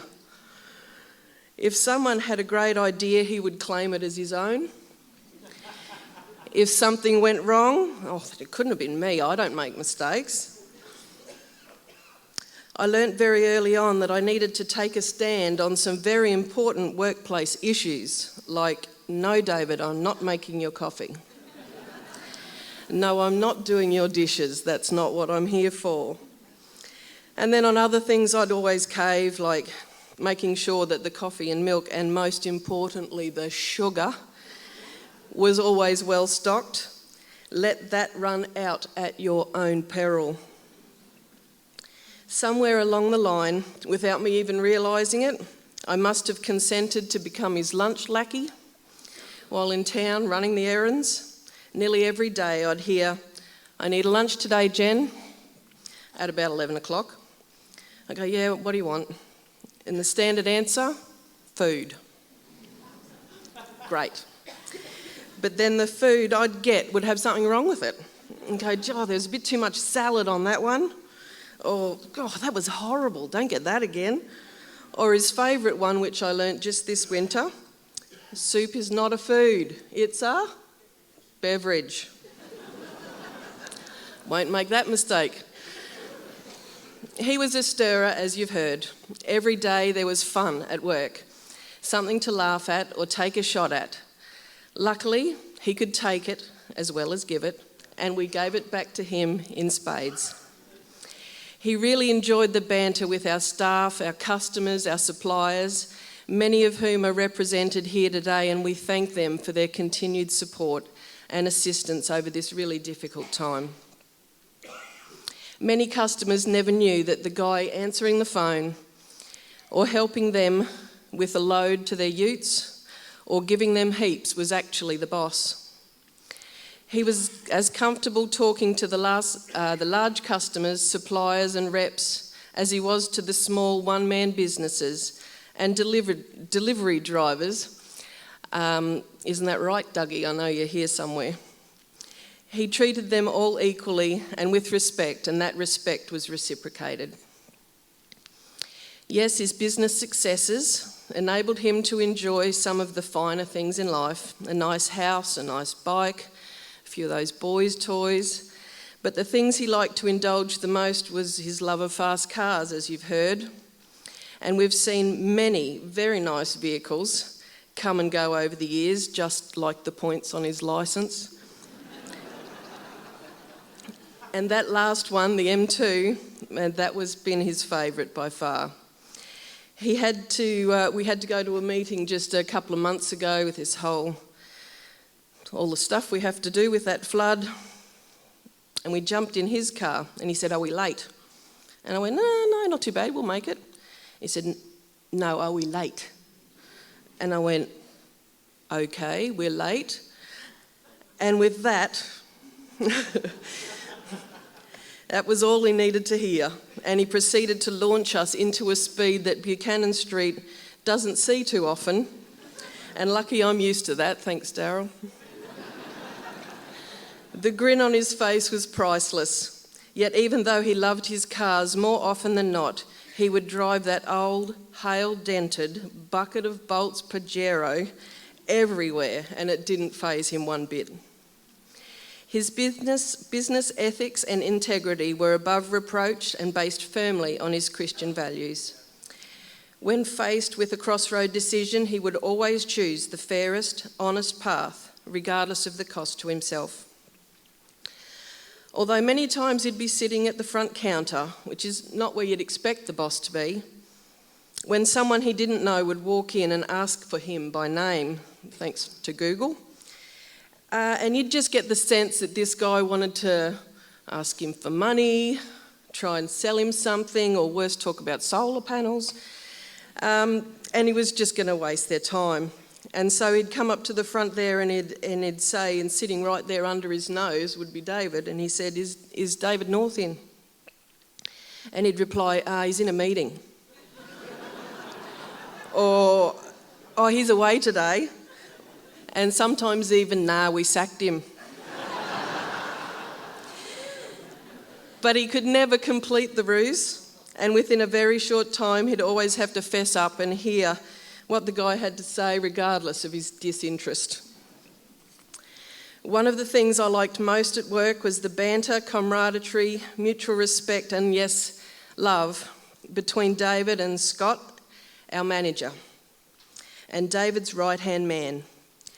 David was actually one of Scott's high school teachers, as you heard, in Strathfield many years ago, and these guys have been working together since 2005, when David recruited him to leave his home and his family in Sydney and come work for him. David took him under his wing, both at work and personally, a mentor and mate in the full sense of the words. Scott has strengths in the area that David had weaknesses, and there was quite a few. And David had strengths where Scott had weaknesses, and together they made a formidable team, driving the business on to what it was today. Yes, there was disagreements and strained discussions, and at times, let's face it, David could be really frustrating. But it was always resolved, and the relationship strengthened as a result. Then we threw Graham McMahon in the mix, and there you go. The banter just went to a whole new level with such good times, and I felt so fortunate to be a part of it all. As you've heard, 2017 has been a horrible year for our business, one that will go down in hay steel history, starting out in March and April with that cyclone and the disgusting water and filth that flooded the business, and the frantic effort to save the steel, having a makeshift office on my kitchen table at home while the clean-up continued downtown. It was a devastating blow, one we were concerned we wouldn't recover from. David was so worried for the business, yes, but also and mainly for the families that the business provided for. That is what spurred him on. He had to fight back. It was after that first day of clean-up when all the wonderful church volunteers and our staff gave back to a man who had always given to them, pulled together and made such headway that the glimmer of hope started to just peek through. I remember him coming into the office on late that first Sunday night. We were both filthy and tired and exhausted, and he looked at me with an actual tear in his eye and he said, "I think we're going to make it, Jen." And despite the knockback on insurance, despite the hours and hours of back-breaking work that followed, we all, as a team, pulled it off. And we were inspired by the massive efforts of David and Scott and all the guys pulling together. The support of our staff, customers, suppliers, and volunteers buoyed his spirits and kept him going, and he was so very, very grateful. We thought the worst was over, but obviously not, because here we are today. Was he perfect? Definitely not. Was he patient? No. But he was a great boss. You always knew where you stood. He wasn't afraid to confront any of the issues, deal with them fairly, squarely, and get back to work. His ability to bring a team together and just make things happen is what made the business prosperous and enabled David to be who he was, an entrepreneur, a resourceful businessman, a generous benefactor, a provider for those he loved most in the world, and our friend. He leaves an enormous gaping hole in our workplace and our lives that can't be filled. The office especially is so quiet and empty, and every day we struggle to even just enter the building.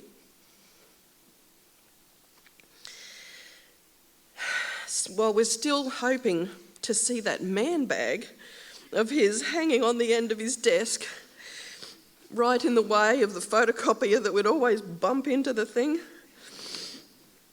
with his mouth full of his breakfast nuts, and complaining at the same time that the printer just wasn't doing what it was supposed to be doing. We miss him, but we as a team are committed to continuing his hay steel legacy as he would have wanted us to do. Rest in peace, David, and thanks for everything. When Tweed Valley Adventist College moved to its current location in 1974, It could certainly be said that it was founded on the faith of our fathers. This school was constructed by working bees and supported by many faithful church members who paid a double tithe. As David North Sr. was one of the school pioneers, TVAC became grafted into the DNA of David Jr. TVAC was the apple of his eye. It would be difficult to measure the amount of money that David has gifted to the school, and he was so proud of the enrolment growth and capital improvements that came under the years that he was serving on the college council. He became the council chairman when Brett Townend was called to the presidency of the Northern Australian Conference, and he continued the resolve that this school would follow the blueprint of Adventist education. He believed that this school must be a light on the hill to our community, and he made sure that our Christian focus was front and centre. To achieve this, he would put his money where his mouth was. One example was privately funding the wage of our senior chaplain, Marty Bernard, which continues to bear fruit. He did this for 3 years until the school was in a position to continue the funding. David brought wisdom to the school council meetings and was able to tether the dreams that I had for the school and mould them into reality. David was also the chairman of the finance committee, and on a number of occasions each year we would meet to consider applications for fee support. At the end of each meeting, David would often say, "Kay, please send me an invoice for the following families, but make sure they don't know about it, please." There are families here today whose school fees have been paid for by David. And this invested matured each time he got to see your children baptised. When David's candle was extinguished last Tuesday, TVAC lost an advocate, a leader, and a wise counsellor. But he has taught us enough to keep the flame burning. One day soon, he will get to meet many of our students in the Earth Made New, who are there in some part because of his faithful service to Tweed Valley Adventist College. Let's pray that on that day, we can mark those roles and say to our Lord, all present and accounted for.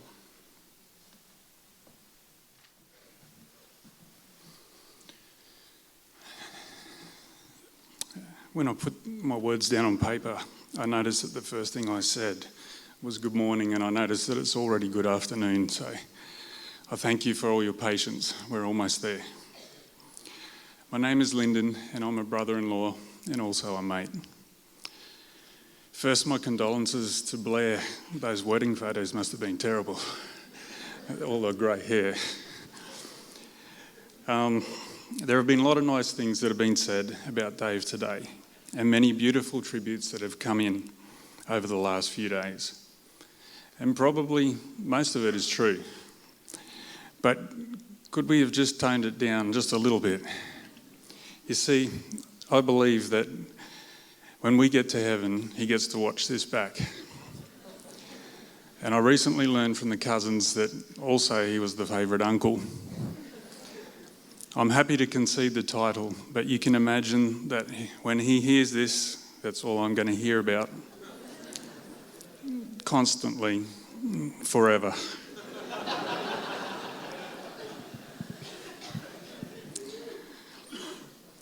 In our family, we have so many memories of Dave that have endeared him to us over the years, and a lot of them revolve around his spontaneity. He was a very quick man, swift into action, responding to a single thought.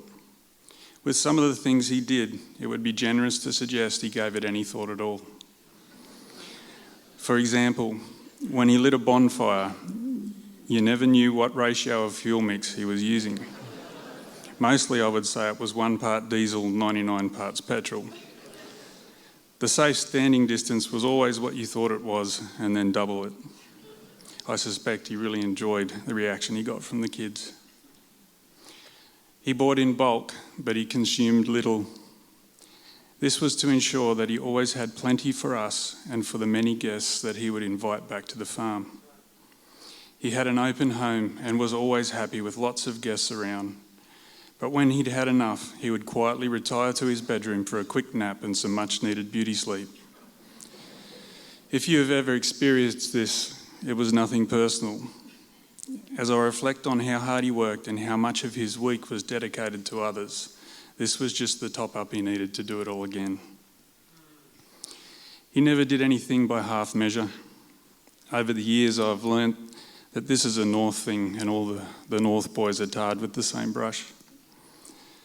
He only had one speed and its category would be described as extreme or insane.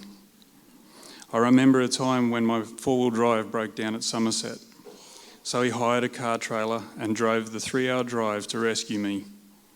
He loaded me up and then drove home in 2 hours as he sat on 140 to try and get us home before midnight.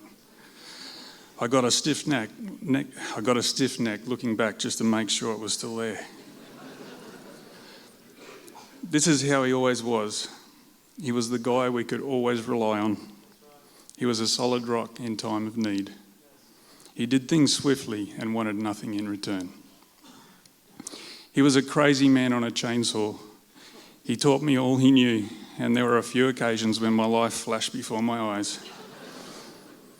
He was like that guy you see in the cartoons who's standing on the branch as he's trying to cut it off. You watch in disbelief, but when he finally cuts through, it's the tree that falls away and not the branch.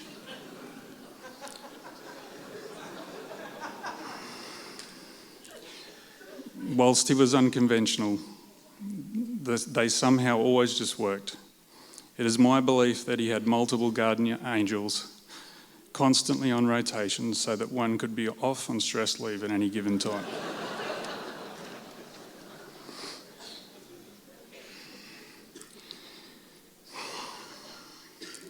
There was nothing more valuable to him than family. He loved Kaz and Lucas and Miller dearly, and this is summarised in that photo in your programs. He cared deeply for his mum and dad, his brothers and sisters, and he had a soft spot for all the nieces and the nephews. And he made me feel like one of his blood brothers. I bet there are many of you who could testify to feeling the same way. He treated everyone the same and with the same degree of respect. That is, all except for one, as Andrew mentioned. He reserved a special degree of irreverence, sarcasm and cheek for his mother-in-law. It will be my commitment to Dave to step up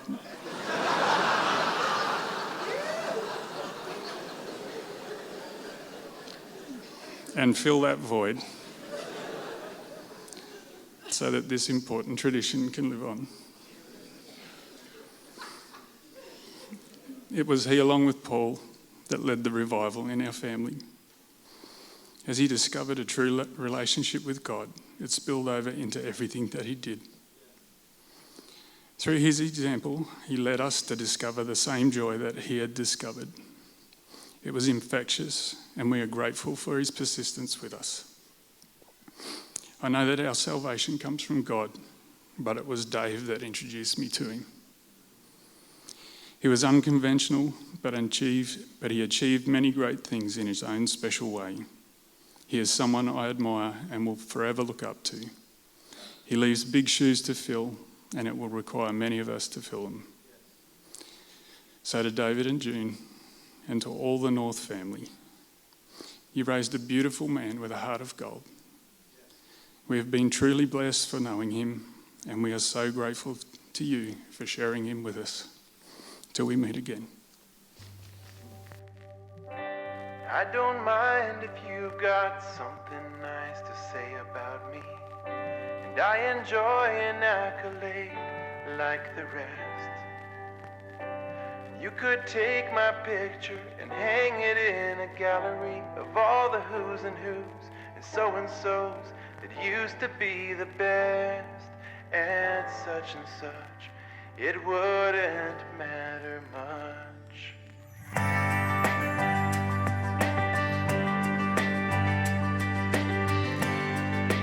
lie, it feels alright to see your name in lights. We all need an attaboy or attagirl. But in the end, I'd like to hang my hat on more besides the temporary trappings of this world. I wanna leave a legacy. How will they remember me? Did I choose to love? Did I point to you enough to make a mark on things? I wanna leave an offering, a child of mercy and grace, who bless your name unapologetically. Leave that kind of legacy.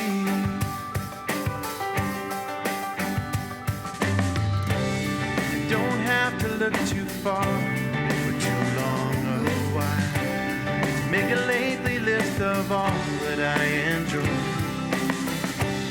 It's an accumulating trinket and a treasure pile where moth and rust, thieves and such will soon enough destroy.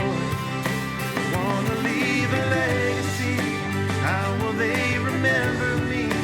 Did I choose to love? Did I point to you enough to make a mark on things? I wanna leave an offering, a child of mercy and grace, who bless your name unapologetically. Leave that kind of legacy. Not well traveled, not well read, not well-to-do or well-bred. Just want to hear instead, well done, good and faithful one.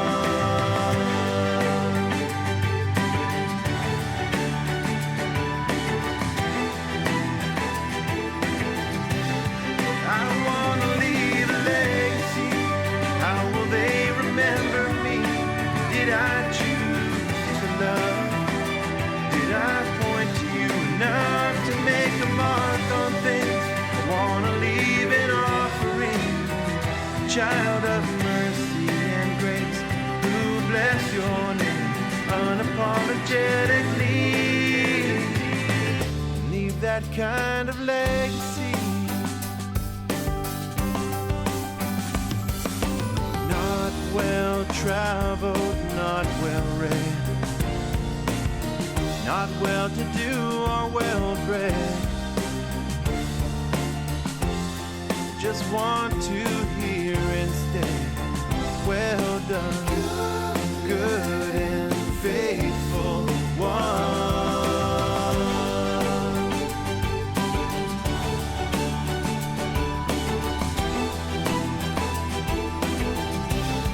I wanna leave a legacy. How will they remember me? Did I choose to love? Did I point to you enough to make a mark on things?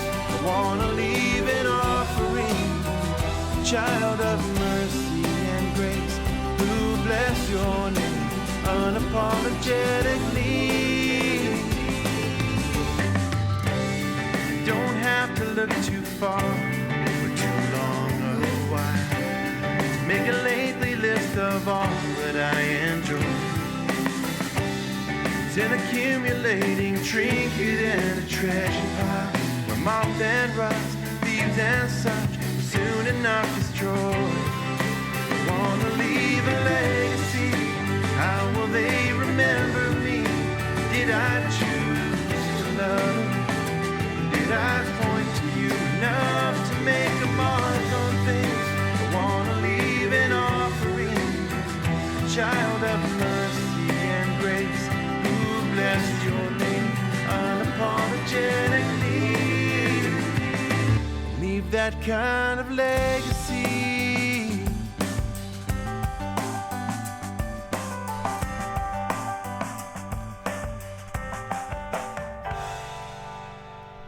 I don't mind if you've got something nice to say about me.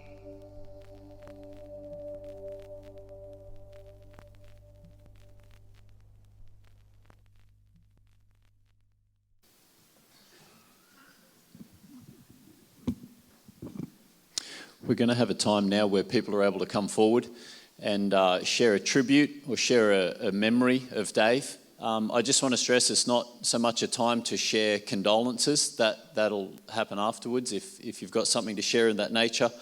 But if you want to come up, keep it short. There'll be many people wanting to share, no doubt.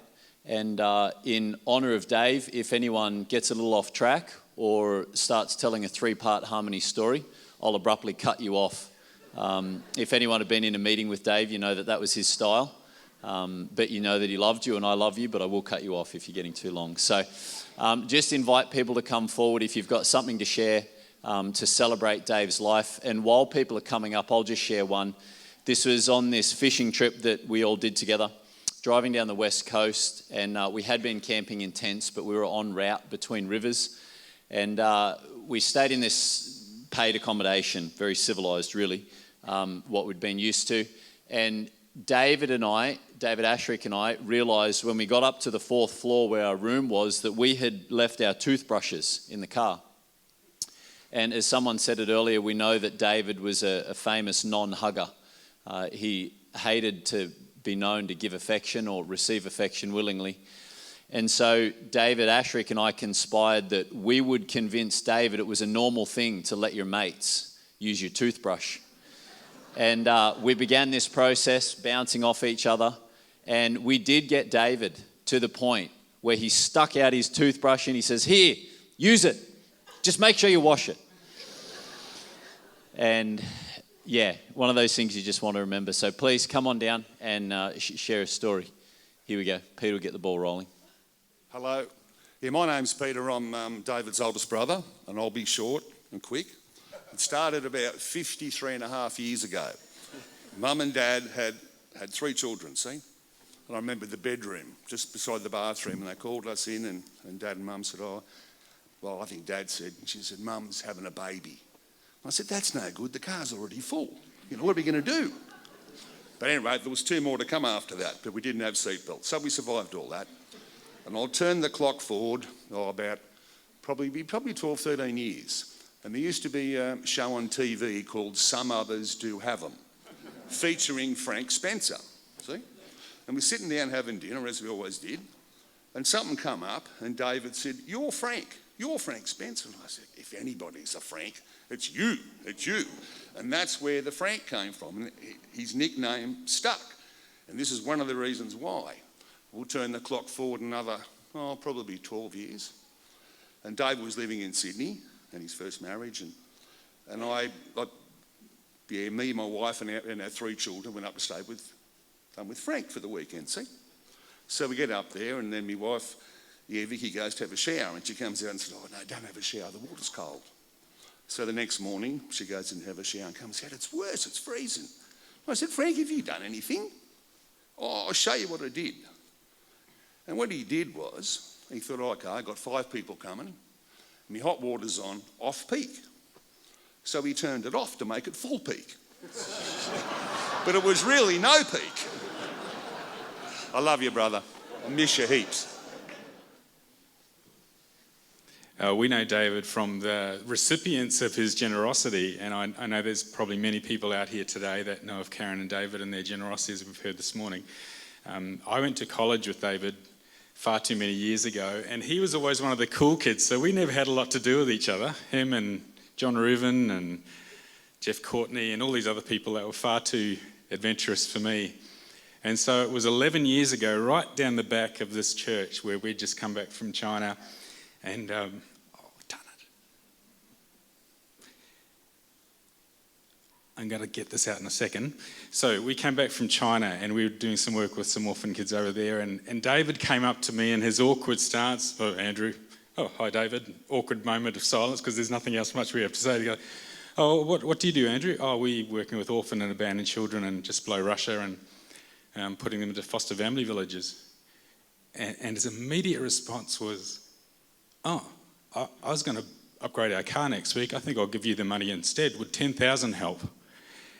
And this is our first year of fundraising, and there's 2 things that went through my mind at the moment. I'd worked quite a few years with McDonald's, and the first thing was, well, did you know for 18,000 you could actually supply a whole family home? So I supersized him straight away. And he said, oh, let me go. And he went back, talked to a few mates of whom are here today. And come and said, yeah, we can do that. And there's two thoughts that went through my mind. One, fundraising is the easiest thing in the world to do, if any of you are thinking about it. But secondly, here was a man who knew where his treasure wanted to be. And one of the things when you're fundraising, often the budget just explodes a little bit. And we actually had to send a letter to David and Karen and apologising, saying, you know, it's just going to cost a little bit more. And we'll never forget the email that came back. Sorry. He said, don't apologise for asking for money because it's your job. And he said, it's an opportunity, not a burden to give. So we've heard that today, and I just want to say thank you. I need to make it clear that email that we sent him was like 2 pages long. His answer was 2 sentences, which is true of David. We've lost a lot of kids over the last 10 years, right? But today we know that in heaven, or one day, he's going to meet all these kids that he's helped that he doesn't even know about. And today in Africa, there's 80 kids that are mourning his death. And they're going to come up to him and they're going to say, hey, Uncle David, you don't know me, but you saved my mother. And his treasures will come back to him.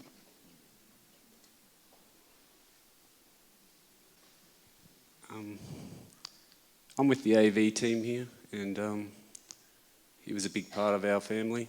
And the years and early morning starts, late nights, spent with our team, mentoring us and teaching us and being our friend. We're sure going to miss him. Thank you.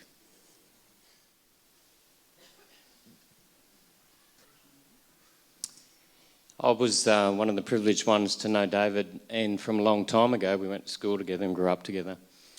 And I've told a few family members this story this week, but just bear with me.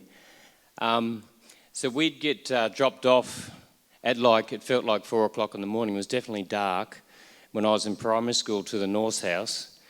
And anyway, my mum and dad were working for David North Senior. And so we get dropped off there to catch the school bus and get to school. And inevitably on the way, when school finished, we'd get dropped back there again because mum and dad were still working with David. And one particular time, Dad was helping renovate this house, David, and we were there for like ever. I think we slept there you guys worked around the clock. And David said, June's away, but she's coming home, and this is the day she's coming home, and the house is going to be finished. And sure enough, it was after many hours. But during that time, I was staying at the North. David's got this sweet tooth. Did you realise that? I think he gets it from his dad, actually. Anyway, so we're having breakfast as we normally do, and this pattern was always the same way. Dad would get his cereal out. Lucky you were a cane farmer and you made lots of sugar, David. He'd get this cereal bowl out and he'd put the cereal in, and I kid you not, there would be at least 1/4 cup of white sugar on top of the cereal, without a doubt. We were horrified. I was horrified because, I come from a family that, we had honey, but we weren't allowed sugar on top of our cereal.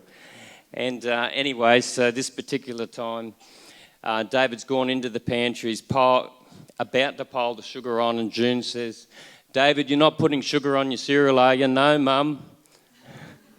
You didn't put sugar on? No, Mum. And anyway, it was just a treasure of memory that I wanted to share with you. I started pastoring in 2011. This was my first church. David was one of the head elders here. And Marcus had told me a few things about him. I didn't know what to expect, but I don't think you know this, Cass, but this was literally the first conversation I ever had with David. First ever. So he's the head elder, we're sitting down, he told of this experience where he was out in the park and swinging Millie around. And somebody, an older lady, had said, "Is this your granddaughter?" I'm thinking, you don't look that old, you know. I mean, you look. I'm thinking, oh, what is this new head elder of mine going to respond? And this is literally what he said. I said, "Oh, so what'd you say to her?"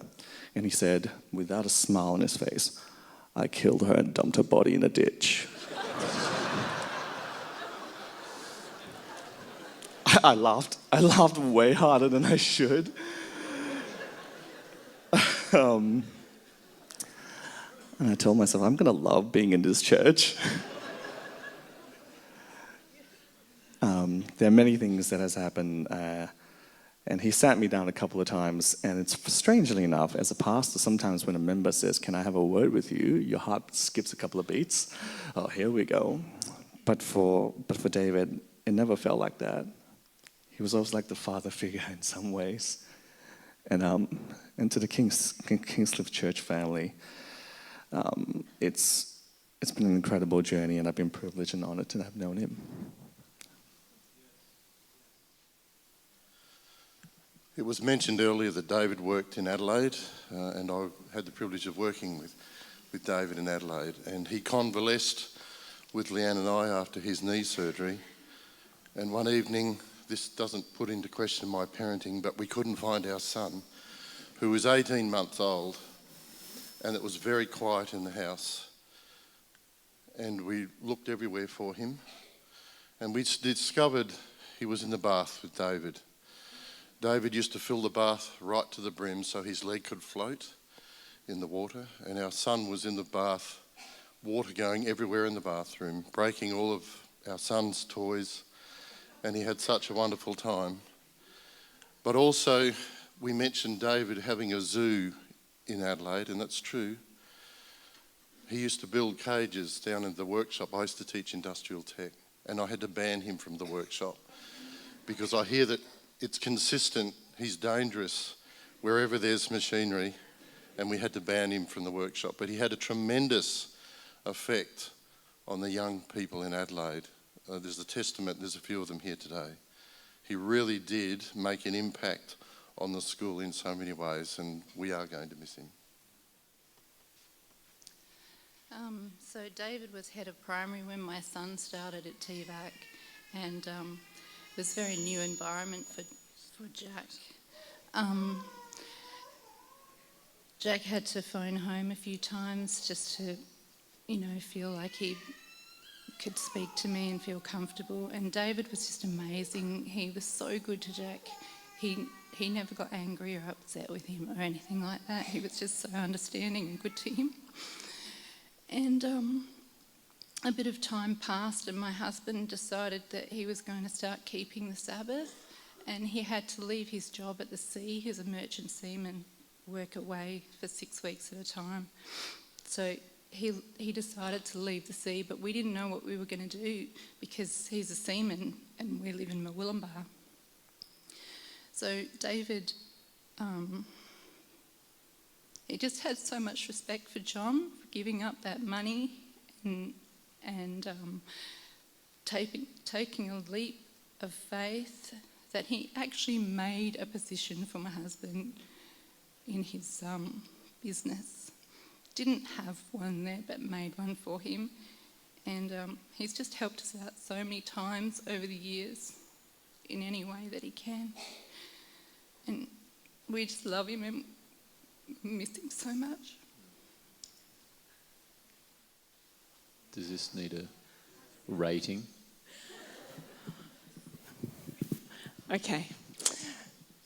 We all know that David has a wicked sense of humour, and a lot of us shared that with him, and we all know that he loved his kids.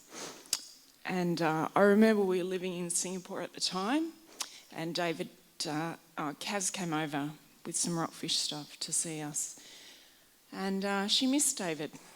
So she rang David and she said, "Oh, David, come over." At the time Millie wasn't born, Lucas was born. And of course, David being David, why not? Jumped on a plane and came over. And he decided that he would drug Lucas. There's no other word to describe it, with Finnegan. But he got his dosage a bit wrong, and then he mixed it with tiny teddies. And Lucas was as high as a kite when he got to Singapore. When David arrived at our front door, he was a broken man. Lucas was not. And the other one for Millie. Millie was younger. David and Millie were in the shower. David was giving her a shower. And Millie turns to David and says, "Daddy, why are Mummy and Lucas black and you and me are white?" David didn't skip a beat, just turned to her and said, "Mills, we're just the lucky ones."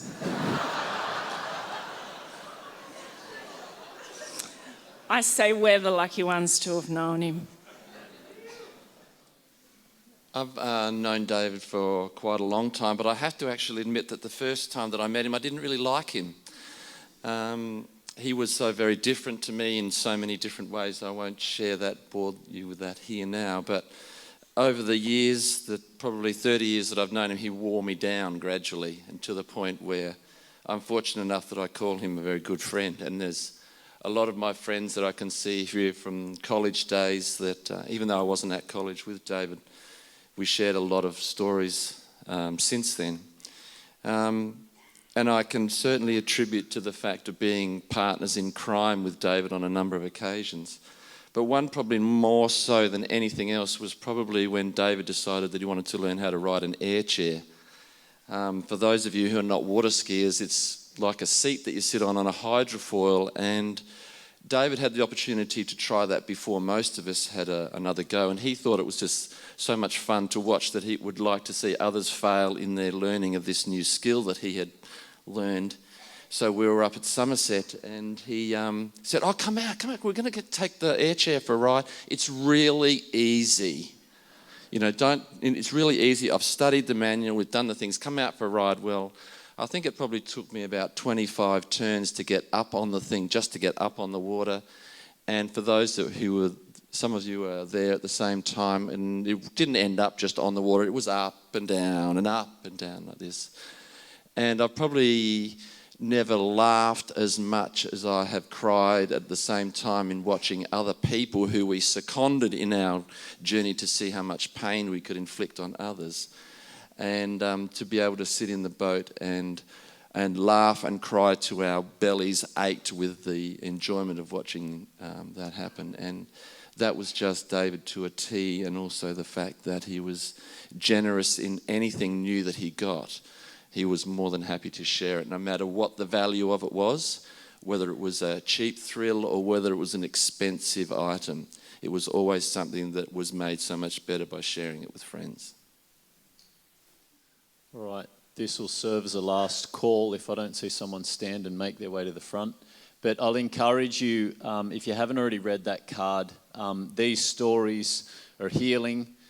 They help the grieving process, and they're going to help these kids grow up knowing who their dad was in all his quirky ways. And so if you've shared a story here today, if you've got one that you're not maybe comfortable to share here, really encourage you to visit that website where you can contribute a memory, a tribute, and they'll all be compiled into a book. So we've got one more here, and then... Mine's just a really short story. I was on my learners and I was driving to Murwillumbah Church going 90 because I can only go 90 legally. And we were like Cane Road, I think it was. And I just see this car go zoom right past me. And I look at him like, is that David's car? Like, I'm pretty sure that was David's new car. And then we get to church and it was David's new car. I don't even know how fast he was going. It was extremely quick. And that's just like one thing that I really remember about David was his cars and just driving so quickly, and the stories from Dad and others going in his new cars, driving really quick. So that's something I'll always remember.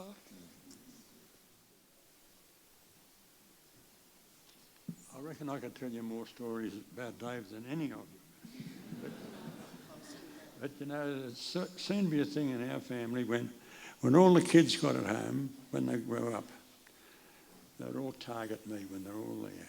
Oh, they'd all target me and pick on me. And I developed to say, and I could buy you all at that coin and sell you at that coin and you wouldn't know the sale had started. But the last time I spent with David, he was paying me out so much. Yeah, he was really giving. I thought, if anyone comes to the door, they'll think this fella hates his father. Terrible things he was saying. And I finished up, I said, well, look, David, the thing is, I've just concluded, you're so young you're so young and undeveloped, you're not old enough to realise how smart I am. And they shut him up. But just recently, I said again, you buy your this coin and sell it to the net.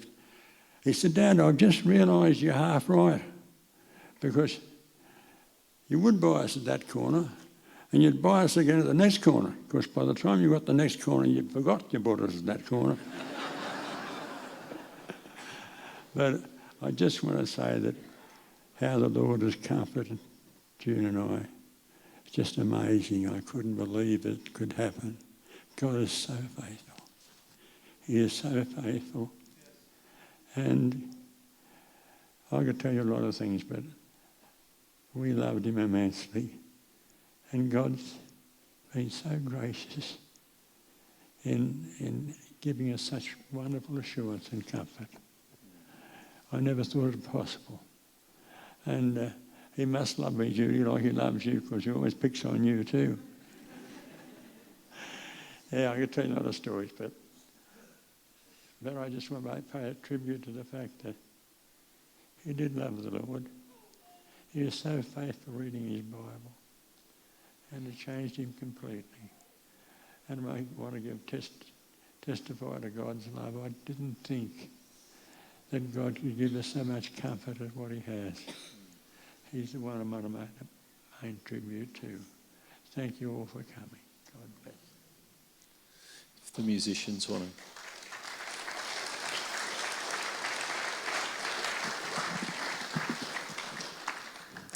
Yes, Lyndon, it'll be up to you and Phil now to keep that tea towel handy for flicking. Keep up the mother-in-law jokes. So many words have been said already, but I'd just like to take another moment on behalf of Karen's family to thank you all for reaching out to us at this terrible time. We feel that through all of you, God is reaching down to give us a big, warm hug. We are bowed down with shock and grief. A link in the chain that binds our family together has been severed, and that link can never be replaced. We are broken, but we're not defeated. Amen. With the North family, we will stand tall, wrap our arms around Kaz and Lukey and Miller, and somehow find the strength to go on. We will not question God. We know who is the author of this pain. We will wake up each day thankful for the sunshine and the rain. We will live with hope in our hearts, the kind of hope that lets us sing at funerals. We will live with the expectation of seeing David soon. Who are you, death? From whence came your power? Do you not know how limited you are? You cannot cripple love. You cannot shatter hope. You cannot corrode faith. You cannot take away peace. You cannot destroy confidence. You cannot kill friendship. We know you, death. We know from whence your power, and these are your limitations. You cannot shut out memories. You cannot silence courage. You cannot invade the soul. You cannot quench the spirit. You cannot prevent eternal life. You cannot stop the resurrection.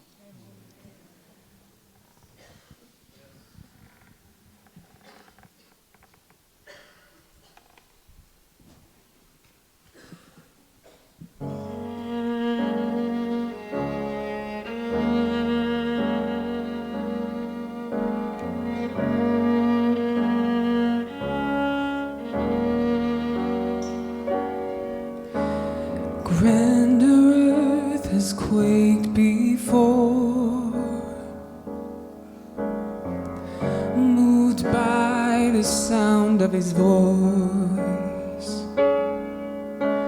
Seas that are shaken and stirred can be calmed and broken for my regard. Through it all, my eyes are on you. Through it all, it is well. Through it all,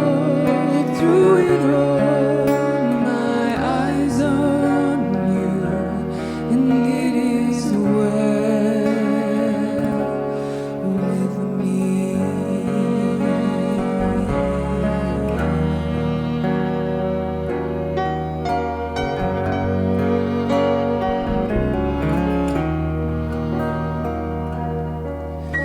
Far be it from me to not believe,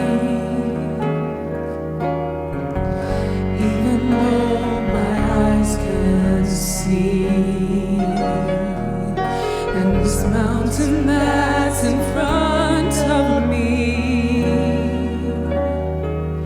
will be thrown into the midst of the sea. Through it all,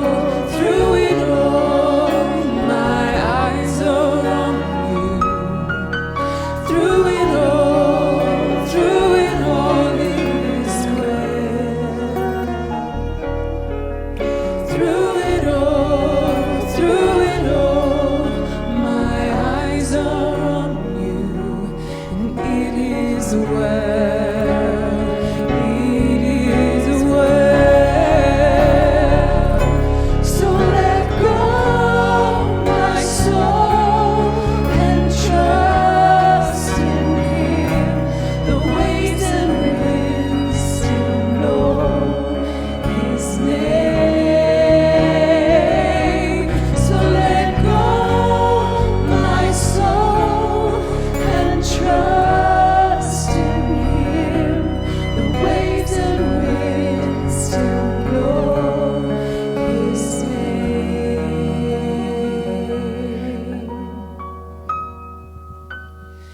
It is well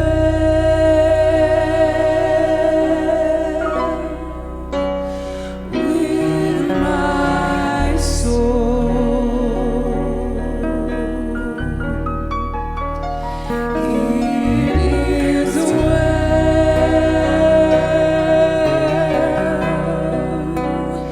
with my soul.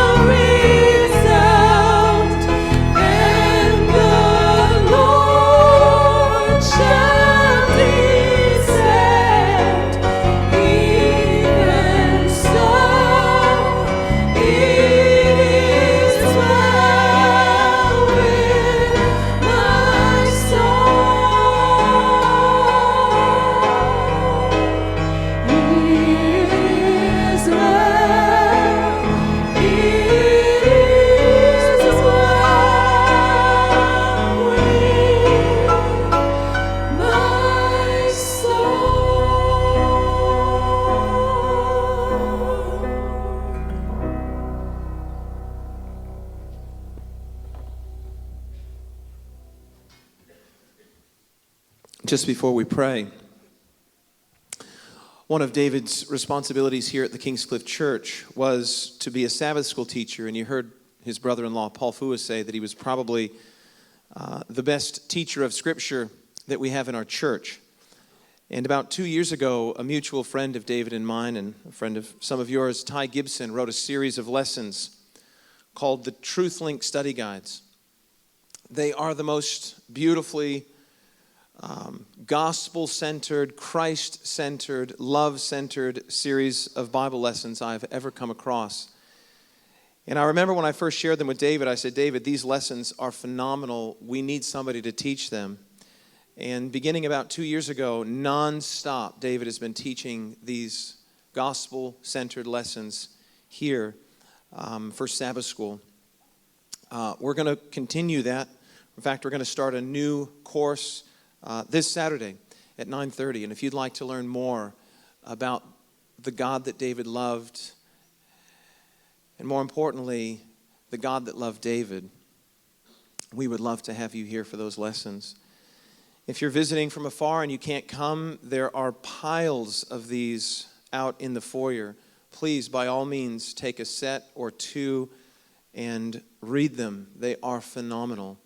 And you will be introduced to the God of David North, the God of Abraham, Isaac, Jacob, and the God of Jesus. We're going to eat some food after this. We have piles of food, and we've kept you here. There's lots of great food. Go out there and eat until your heart's content.